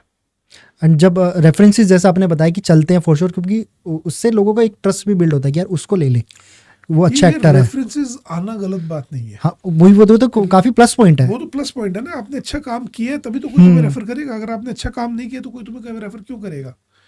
भाई मैं आज कुणाल के पॉडकास्ट शो पे आया हूँ, मुझे मजा आया, तभी तो जाके मैं किसी और अपने को एक्टर को बोलूंगा यार कुणाल बंदा सही है, उसके पॉडकास्ट शो पे जाना। बिल्कुल। So this is the reference. मुझे नहीं समझ में आएगा तो मैं क्यों बोलूंगा? बिल्कुल बिल्कुल। मैं कहूंगा नहीं यार छोड़ना, बेकार है, मजा नहीं आएगा तेरे को। This is the fact, right. I am sorry if I am being blunt. नहीं बिल्कुल बिल्कुल सर, ये फैक्ट है। रेफरेंसेस तब चलते हैं जब तुम्हारा काम अच्छा है। हाँ, रेफरेंसेस अदरवाइज नहीं आने वाले लाइफ में कहीं भी। एंड उस सिनेरियो में कैसे डील करता है एक एक्टर कि उसने पूरा शूट कर लिया, सब कुछ कर लिया, देन उसके बाद उसका काम ही नहीं हुआ? ये हो जाता है यार, ये बहुत बार होता है। मैंने ऐसा देखा है कि रीशूट भी हो जाता है। दोबारा करो। हाँ, दोबारा करो, वो एक्टर को रिप्लेस करके, कि मतलब मजा नहीं आया। मजा नहीं आया, ये एक्टर का वो ऑरा नहीं बन रहा जो मेरे को चाहिए था भाई। या तो मेरे को गरीब दिखाना था और ये गरीब लग ही नहीं रहा भाई। स्क्रीन टेस्ट पे, ऑडिशन में तो कुछ और था, अभी यहाँ मजा नहीं आ रहा, चेंज करो, रिप्लेस करो। रिप्लेस कर दिया जाता है, ऐसा भी होता है। और ये सब कॉन्ट्रैक्ट में होता है सर? सॉरी, कॉन्ट्रैक्ट में ऐसा लिखा होता है कि आपको रिप्लेस भी कर दिया जाएगा अगर आपका रोल ही उड़ा दिया जाएगा पूरा, ऐसा भी होता है। और मेरे साथ मैं मतलब मेरे को रिप्लेस ऐसे नहीं किया गया, बट मेरे जैसे खुफिया में जो रोल था वो पूरा रोल मेरा एडिट हो गया, मेरा पूरा ट्रैक हटा दिया गया। और विशाल सर ने बताया मुझे, कहते हैं वो नेटफ्लिक्स से जाके बहस करी उन्होंने काफ़ी कि नहीं यार ये तो इम्पोर्टेंट है, ये है वो, बट 3.25 घंटे की फिल्म बन रही है तो उसमें उनको चूज़ करना पड़ा कि कौन सा ट्रैक हटाया जाए। तो अली के साथ था मेरा, अली फजल के साथ जी, तो पूरा गुड्डू भैया जिनको हम बोलते हैं, बिल्कुल। तो अली और मेरा पूरा ट्रैक जो था एक ऑफिस का, वो पूरा ट्रैक ही हटा दिया गया। तो ठीक है, आई थिंक फिल्म के लिए अच्छा था। वो फिल्म पसंद करी लोगों ने, खुफिया अभी भी नेटफ्लिक्स पे है, लोग अभी भी पसंद करते हैं उस फिल्म को। और बहुत सुंदर तरीके से लिखी हुई फिल्म है, और एक किताब के ऊपर उसको बनाया गया है। हाँ, और विशाल सर ने खुद डायरेक्ट करी है। लकीली मेरे लिए खुफिया ने क्या अच्छा किया, खुफिया से मुझे कुत्ते मिली। तो विशाल सर थैंक यू। मैं बताता हूँ इसके पीछे बहुत बड़ी कहानी है कि मैं खुफिया कर रहा था, मेरा डे 1 था, and I was shooting at Taj lands and. तो मेरा और अली का सीन था, और बहुत हंसी मजाक का सीन था वो, थोड़ा अली का इंट्रो सीन था और मेरा उसमें कुछ था। तो हम लोग बैठे हैं ताज लैंड्स में, हम लोग ड्रिंक्स ले रहे हैं सीन के अंदर, और करते करते कुछ होता है। और वो विशाल सर की आदत क्या है, उनको जब मज़ा आ रहा होता है वो कट नहीं बोलते। ओके। वो कहते नहीं यार सीन चलने दो, इनको कैरी करने दो, अब स्क्रिप्ट खत्म हो गई है। तो सीन कुछ इस तरीके से था कि Ali Fazal was playing cross agent in that. वो मेरे से कुछ इन्फॉर्मेशन निकलवा रहा है और मेरे को बिठा के दारू पिला रहा है। तो कहता है कि यार वो नोकिया का एक फ़ोन आया करता था, कम्युनिकेटर का, तो बड़ा सा, तो 2003 दिखा रहे हैं हम, तो वो फ़ोन है उसके पास। और मैं इंप्रेस भी हो रहा हूँ अली से, मैं बहुत वनरेबल, एक बहुत स्वीट सा रॉ का फिनेंस का ऑफिसर हूँ, और मैं कह रहा यार बड़ा अच्छा फ़ोन है, मैं देख रहा हूँ यार इसका तो बहुत पैसा है और ये वो। तो वो मेरे को बोलता है अली फजल कि यार तू क्या बैठना, कुछ और बताइए, वो क्या चल रहा है आजकल, मैं बता रहा हूँ। मैं निकलता हूँ यार, देर होगी, वाइफ वेट कर रही होगी। तो कहता नहीं फ़ोन करना भाभी को, ये ले इससे फ़ोन करता हूँ। नहीं यार 18 रुपये मिनट कॉल है, मैं अभी तो हुआ करती थी इतनी महंगी कॉल। तो यहाँ पर वो सीन खत्म होना था। वो कहता नहीं कर लो, मैं बीवी को फ़ोन करता हूँ, और कट होना था। विशाल सर ने कट नहीं बोला, वो मेरे पीछे बैठे हैं। मैं कहा कट नहीं आया, अब फिर मैं क्या करूँ? और तो मैंने फ़ोन उठाया और बीवी से बात करना चालू कर दिया। मैंने कहा हाँ वो सुनती हो, मैं वो ऑफिस की पार्टी है वहाँ आया हूँ, तो मैं लेट हो जाऊँगा। अच्छा खाना नहीं खाऊँगा। मैंने वो अब सामने दारू पड़ी है और इसे पड़ा, वो मैंने समोसे और चाय ले ली ना, तो मेरे को ऐसे डर बीवी का थोड़ा। हाँ, तो वो सब मैं दिखा रहा हूँ, हंसी मजाक कर रहा हूँ, पीछे से विशाल सर वगैरह कट अभी भी नहीं बोल रहे, नहीं वो हो जाएगा, अच्छा ये हो जाएगा, वो हो जाएगा। वो कट आया नहीं, और वो हंस के फिर उन्होंने एंड में कट बोल दिया, और मैं और अली इम्प्रोवाइज करते रहे और खूब हंसे सब लोग। तो विशाल सर को कहीं वो सीन क्लिक कर गया कि यार ये तो बढ़िया है। कुत्ते में जो मेरा कैरेक्टर था मामू के बारे में उन्होंने डिसाइड नहीं किया था, कि उनको ये भी नहीं पता था हिंदू है मुसलमान है क्या है, उसका नाम मामू है, जो हाइस्ट प्लान करता है कि ये वैन को लूटा जाएगा और आपको वापस बुलाना था उसमें कैसे भी हाँ, करके क्योंकि आप छुट्टी पे चले गए मैं थे। छुट्टी पे जा रहा था। तो बड़ा इंटरेस्टिंग कैरेक्टर था, कॉमिक कैरेक्टर था वो। विशाल सर ने मेरे को देखा और बड़ा मजा आया और मेरा पैकअप हुआ और मैं अपना घर चला गया। अगले दिन सुबह विशाल सर का ही एक एसोसिएट डायरेक्टर है, उसका फ़ोन आता है कि विजन साहब आप अभी यहीं पे हो? मैंने कहा मैं यहीं पे हूँ। कहते विशाल सर मिलना चाहते हैं। मैं क्या हुआ? कहते आप ऑफिस आ जाओ फिर बताते हैं। मैं कहा शायद सही नहीं हुआ काम कल का, या क्या है क्या नहीं है। मैं पहुंचा फटाफट विशाल भारद्वाज सर के ऑफिस में, वहीं वीरा देसाई में उनका ऑफिस है। तो वहाँ जाके मुझे पता चलता है कि मेरे को कुत्ते ऑफर की जा रही है। मुकेश छाबड़ा कास्टिंग कर रहे हैं कुत्ते की। मुकेश छाबड़ा ने जिस रोल के लिए मेरे को सोचा भी नहीं था, बिकॉज वो चौल का बंदा है, चौल में रहता है, दाढ़ी है उसकी बड़ी और बहुत शैबी सा है, और मैं बहुत स्वैव दिखने वाला और कोट पैंट में चलने वाला आदमी हूँ। तो वो बोला कि नहीं यार तू कर लेगा वो। मैं कहा नहीं सर मैं नहीं कर, नहीं तू कर लेगा, दाढ़ी बढ़ा ले। और ऊपर से सबसे बड़ी बात कि कुत्ते और खुफिया पैरेलल शूट होनी थी, दोनों साथ साथ। मैंने कहा यार खुफिया में मैं एकदम चिकना और कोई दाढ़ी नहीं और सूट वाला, और उसमें कहते वो हम कर लेंगे, वर्कआउट कर लेंगे, but I really want you to do मामू। मैंने कहा चलो ठीक है सर मामू करते हैं। तो खुफिया और कुत्ते में सिर्फ 2 ही चीज़ें कॉमन थी, विजयंत कोहली और टब्बू। तो मेरे को बड़ा अच्छा लगा। तो वो होता रहता था, मेरी और टब्बू मैम की डेट्स के हिसाब से दोनों फिल्में चल रही थी साथ साथ।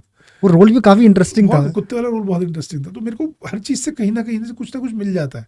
खुफिया नहीं हो पाई, मेरा रोल कट गया पूरा। बाद में भी बहुत शूट किया हमने। उसके बाद उस सीन के बाद सितंबर में हमने शूट किया था वो। अक्टूबर से जनवरी तक इन्होंने मेरे को फ्री कर दिया 4 महीने, कि 4 महीने अब आप कुत्ते करो। जनवरी के बाद फरवरी में खुफिया में मेरे को बुलाया गया और मेरे फिर खुफिया के पार्ट्स फिर शूट किए गए, जब मेरी दाढ़ी वाड़ी सब उतार दी इन लोगों ने, वो सब चला। तो ठीक है, कुछ हाथ से गया तो कुछ मिल गया। ऊपर वाला है, हाँ, मतलब हमेशा आपको देता है। हाँ, या आप अभी हम उस टाइम पे हमें लगता है कि शायद चले गया, लेकिन जब बाद में कुछ मिलता है वो उससे बड़ा होता है। जो होता है अच्छे के लिए, जो नहीं होता वो और भी अच्छे के लिए होता है, क्योंकि हम सिर्फ सर्टेन चीज़ें कंट्रोल कर सकते हैं। हाँ, सब कुछ हमारे हाथ में नहीं होता। ग्रेट। नाउ अभी कुछ थोड़े से रैपिड फायर टाइप के। अरे ये सब भी है क्या? बिल्कुल, ठीक है, मजा आएगा। सो इसका जल्दी जल्दी हम कोशिश करेंगे कि आप इसका जितना जल्दी हो सके उतनी जल्दी आंसर देना। आपका करना पड़ेगा क्या? नहीं, जैसे नाम है तो नाम है। आपका फेवरेट को स्टार? फेवरेट को star currently Shahrukh Khan. Okay. ऐसी कौन सी मूवी है जो आप आगे करना चाहते हो? मुझे यार कुछ जो फ्रेंचाइजीज है वो बहुत पसंद है। जैसे मेरे को फुकरे बहुत पसंद है, मुझे हेरा फेरी बहुत पसंद और है। आप डेफिनेटली फिट हो गए फुकरे में, तो एक नंबर। हाँ, करेक्टर। तो वो सब उनमें से कोई ना कोई अगर आ जाएगा कभी फ्यूचर में तो ज़रूर करूँगा। ओके। कोई विश कि आपको लगता हो कि मैं इस मूवी के अंदर कहीं फिट हो सकता था, ऐसी कोई मूवी? यार बहुत सारे ऐसे कैरेक्टर्स जो आपको लगता है कि आप कर सकते थे और आपको नहीं मिल पाए। अभी हाल ही में जैसे क्या फिल्म देखी है मैंने, मेरे को लगा कि उसके अंदर एक नेगेटिव कैरेक्टर था। हाँ, फुकरे का ही था। फुकरे जो भी फुकरे 3 आई थी, उसमें जो मेन विलन जिसने किया था, मेरा नागपाल था कैरेक्टर का नाम। क्या था? मुझे भी जो नए एक्टर है जिन्होंने किया दाढ़ी वाला, मुझे ऐसा लगता है कि मैं बहुत अच्छा कर सकता था वो रोल। ओके। और मेरे पास आया ही नहीं वो, I will be very honest, मेरे पास आया ही नहीं, ऑडिशन भी नहीं आया। बट वो मैं जान डाल सकता था। उन्होंने भी बहुत सुंदर किया, बट मुझे ऐसा लगता है कि मैं कुछ डिफरेंट कर लेता उसमें। ओके। एंड आपके अब तक की जितनी भी मूवीज है उसके कोई फेवरेट डायलॉग?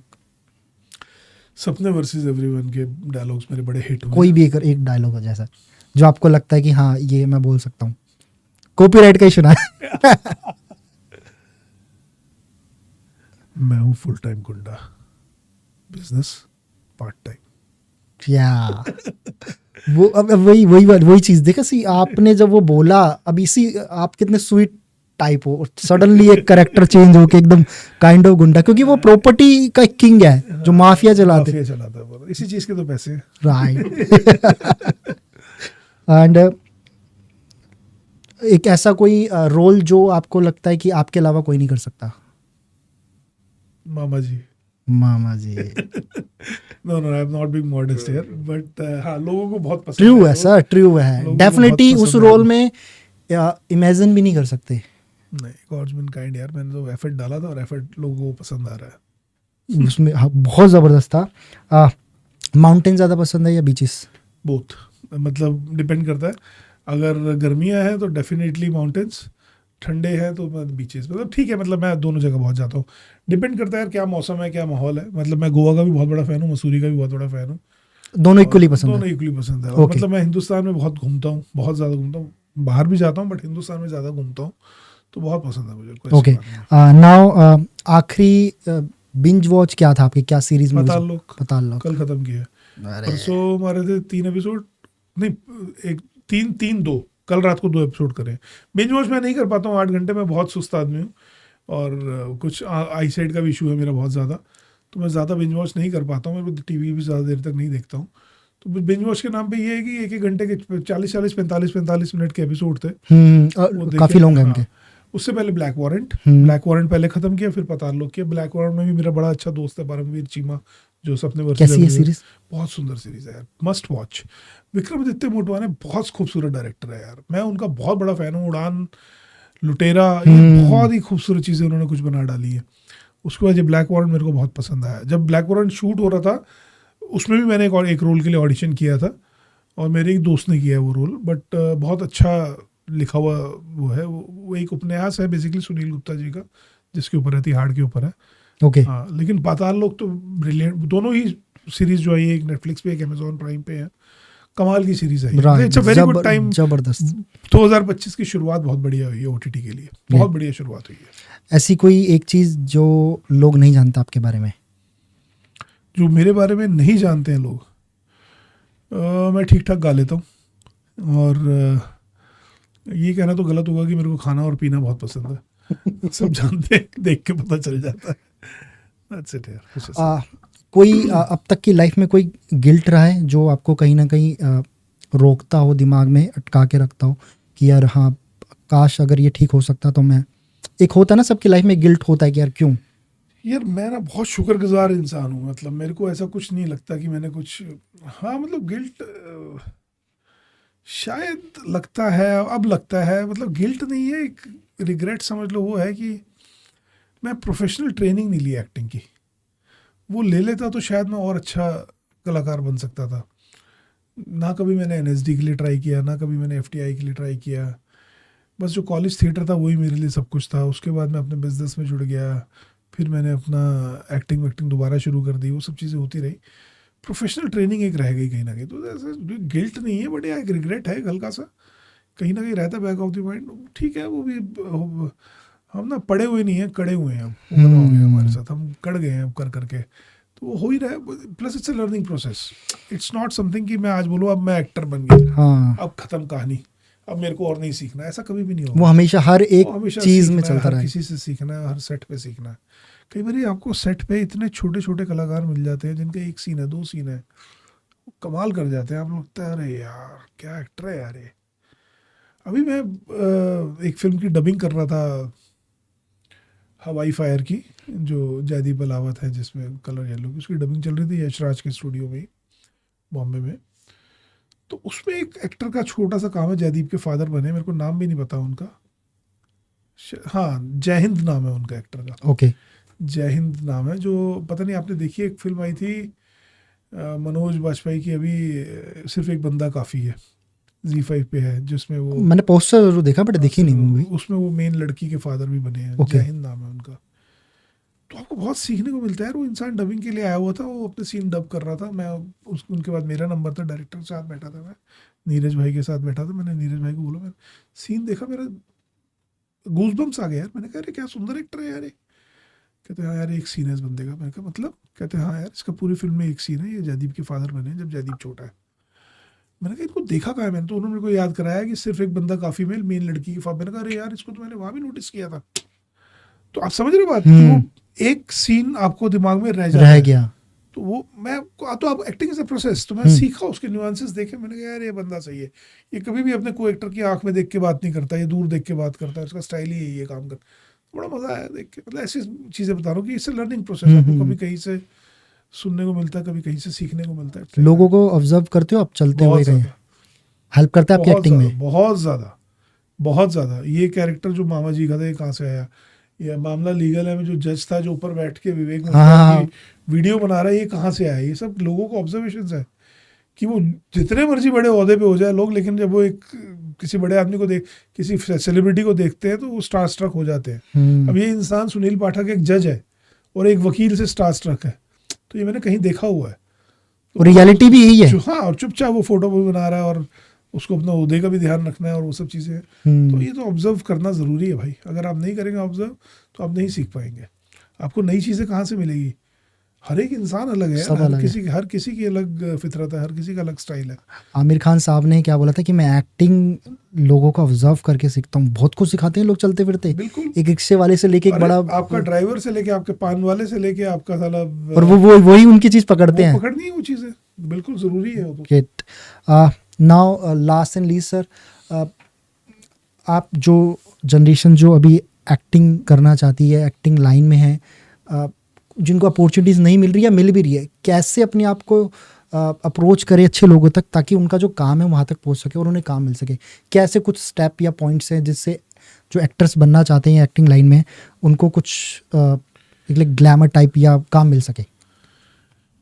यार अगर एक्टिंग में आप ग्लैमर की वजह से घुस रहे हो तो मेरी सबसे विनती है, मत घुसो। अगर आप एक्टिंग को प्यार करते हो, अगर एक्टर बनना चाहते हो, ग्लैमर वगैरह सब अपने आप, वो सब क्या कहते हैं उसको, इंसिडेंटल है, वो सब साथ में आएगा। लेकिन आपको अपने क्राफ्ट को तैयार करना है। थिएटर करो, थिएटर से बढ़िया कोई माध्यम नहीं है सीखने के लिए। वर्कशॉप्स करो और ऑडिशंस दो। ऑडिशन बनाने से अच्छी तो कोई चीज़ ही नहीं। ऑडिशंस में आप अपना कॉन्टैक्ट भी बनते हैं, कॉन्टैक्ट बनते हैं, आपका क्राफ्ट जाना जाता है। आप लोग क्या करते हैं, यार मैं ऑडिशन, कितने ऑडिशन दूँ? मैं एक सीन की फिल्म के लिए भी ऑडिशन भेजता हूँ। रीज़न बीइंग, मुझे पता है ना यार, वो सीन अगर उसको पसंद आएगा तो ध्यान रखेगा, वो कहेगा नहीं यार ये अच्छा एक्टर है, इसको दूसरे के लिए ट्राई कर। ऐसा हुआ है मेरे साथ। बिल्कुल। पल पल दिल के पास है में एक सीन का कोई कैरेक्टर था जिसके लिए उन्होंने मेरे को बुलाया था 2017 में। मैंने ऑडिशन दिया। वो ऑडिशन देख के सनी सर ने मेरे को फ़ोन, मतलब अपने असिस्टेंट से फ़ोन करवाया कि यार इसको कल मेरे फार्म हाउस से बुलाओ, छतरपुर में उनका फार्म हाउस है, वहाँ बुलाओ और मैं मिलना चाहता हूँ। मैं गया छतरपुर मिलने के लिए सर से। सर ने बोला तू वो वाला रोल नहीं कर रहा, होटेलियर वाला, तो अब ये मेन नेगेटिव रोल कर रहा है। तो मैं, ऐसा होता है, वो देखते हैं अरे यार ये तो इसमें अच्छा लगेगा बंदा, इसको इसमें लो। तो मैंने वो काम किया। तो आपको ऑडिशन जब भेजोगे तभी तो आप डायरेक्टर की बुक्स में आओगे ना, उसकी नज़र में आओगे, निगाह में। डायरेक्टर की निगाह बहुत पारखी है यार वो, मतलब तभी जौहरी बन के बैठा हुआ है वहाँ पे। तुम्हें तराशेगा वो ना, फिर उसको देखेगा। तुम पहुँचोगे ही नहीं, तुम कहोगे अरे नहीं छोटा रोल है मैं नहीं दूँ। नहीं, ऑडिशन ज़रूर दो। उसके बाद होना ना होना बाद में नहीं समझ में आया, मत करो। और जिनको नहीं पता कैसे ऑडिशन दिए जाते हैं या कहाँ दे जाके दे, तो किस तरीके से फाइंड आउट करें? बहुत सारे कास्टिंग डायरेक्टर्स हैं, सबके सोशल मीडिया में पेजेस हैं, इंस्टाग्राम, फेसबुक, सब जगह ये लोग हैं लोग, और अपडेट्स आती रहती हैं। बहुत कंपनीज हैं, मैं मतलब 10 कंपनियों के नाम तो मैं यहाँ बैठ के गिनवा सकता हूँ। उनसे जाके मिलो, बहुत ज़रूरी है। और प्लीज़ मेरे सारे कास्टिंग डायरेक्टर भाइयों को मैं एक बात बता रहा हूँ, बुरा मत मानना मेरी बात का, सारे बडिंग एक्टर्स को भी बात बता रहा हूँ, जितनी आप लोगों को, बडिंग एक्टर्स को कास्टिंग डायरेक्टर्स की ज़रूरत है, उतनी ज़रूरत कास्टिंग डायरेक्टर्स को अच्छे एक्टर्स की है। जी बिल्कुल। So it is both ways. तो आप लोग को कुछ वो नहीं, आप जाओगे नहीं तो कोई ढूंढता हुआ आपको नहीं आएगा कि कुणाल कहाँ बैठा हुआ है या रोहित कहाँ बैठा हुआ है। आपको पहुंचना पड़ेगा उनके पास। उनको पहुंचने के लिए बहुत अच्छे अच्छे लोग हैं। मैं नाम कुछ 10 नाम अगर कोई लिख रहा है तो कुछ भी आप बताना चाहें मैं तो? मुकेश छाबड़ा बहुत ही खूबसूरत कास्टिंग डायरेक्टर है, राइट। नंबर 1 है इस समय। शानू शर्मा है, बहुत सुंदर काम करती हैं यशराज के लिए, धर्मा के लिए। अभिषेक बनर्जी और अनमोल आहूजा की कंपनी है कास्टिंग बे। कुणाल शाह बहुत अच्छी कास्टिंग कर रहे हैं, वेब सीरीज़ वगैरह बहुत शानदार करते हैं। देन देर इज़ यश नागरकोटी, बहुत बढ़िया काम कर रहे हैं। नंदिनी श्रीकंठ, करण मल्ली बहुत बढ़िया काम कर रहे हैं। कविश सिन्हा बहुत बढ़िया काम कर रहे हैं। इन सब की टीम्स है। कविश सिन्हा की कंपनी का नाम है केरोल, नंदिनी की कंपनी का नाम है काबिकू, करण मल्ली अब अलग से कंपनी खोल रहे हैं। एंटी कास्टिंग वैभव विशांत बहुत बढ़िया काम कर रहे हैं। गौतम किशन चंदानी बहुत सुंदर काम कर रहे हैं और बहुत ही खूबसूरत इंसान है। आप मिलोगे गौतम किशन चंदानी से, आप कहोगे यार इनसे बढ़िया इंसान ही नहीं मिला आज तक। तो इस तरीके से बहुत सारे नाम है। मतलब मैं गिनवाना शुरू करूंगा तो 200-300 नाम आ जाएंगे मेरे पास। बट मैं टॉप के 10-15 लोग आपको बता रहा हूँ। जोगी सर बैठे हुए हैं, जोगी फिल्म कास्टिंग के नाम से हैं बॉम्बे में, जो कि बहुत पुराने, one of the oldest in the business. वो करते हैं कास्टिंग। सुजीत सरकार सर की फिल्म्स की सारी कास्टिंग वो करते हैं। देन शुभम करके एक है, शिवम है, और रोमिल मोदी है, बहुत बढ़िया कास्टिंग। सब लोग न्यू कमर्स को, अरे सब everybody is looking for new commerce. Everybody is looking for new commerce. कोई ऐसा नहीं है पुराने लोग तो हैं ही है, बट नए भी सबको चाहिए। पंचमी घावरी कर रही है, बहुत अच्छा काम कर रही है, तो ये सबको चाहिए यार। एवरीबडी वांट्स न्यू कमर्स, मतलब ऐसा कुछ नहीं है। Thank you so much sir. इतनी सारी, मन तो नहीं कर रहा है पॉडकास्ट कंप्लीट करने का, क्योंकि इतना कुछ है आपकी लाइफ में कि उसको और बताते रहे पार्ट 2 कर लेंगे, पार्ट 2 बिल्कुल। कभी ना कभी। और मैं आपसे इस पॉडकास्ट को कंप्लीट करने से पहले एक प्रॉमिस ज़रूर लूँगा कि जब सपने वर्सेस एवरीवन 2 रिलीज होगी, उसका रिलीज से पहले आप मेरे पॉडकास्ट पे आओगे दोबारा आऊँगा। हाँ ज़रूर आऊँगा। अभी कुछ प्रोजेक्ट है जो मेरे रिलीज की एकदम उस पे है। One of them is Sikandar of course, जी, 27 मार्च सलमान खान सर के साथ, सलमान सर के साथ ईद पे आ रही है। एक लाहौर 1947 जून जुलाई में आएंगी। उससे पहले आर्यन का शो है जो वेब सीरीज है, जो नेटफ्लिक्स के लिए, अभी नाम उसका रखा नहीं है, स्टारडम बोल रहे हैं सारे, but I don't think stardom रखा जाएगा उसका नाम। 3-4 प्रोजेक्ट है जो लाइंड अप है, तब तक वो सब भी आ जाएंगे। तो सपने वर्सेस एवरीवन की शूटिंग भी शुरू हो जाएगी जून जुलाई में।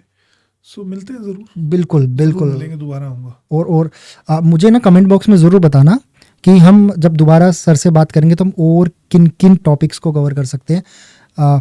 हमारे पास जितनी चीज़ें थी हमने कोशिश करी सर के साथ कवर अप करने की। बहुत सारी चीज़ें छूटती हैं मुझे पता है, तो आप मुझे वो कमेंट बॉक्स में ज़रूर बताना, ताकि उस कमेंट बॉक्स से निकाल के मैं वो टॉपिक्स आपके साथ दोबारा डिस्कस करूँगा। एंड रियली होप सर आपको मज़ा आया होगा हमारे पॉडकास्ट में। बहुत मज़ा आया। Thank you so much. Thank you so much. मिलते हैं आपसे अगले पॉडकास्ट में।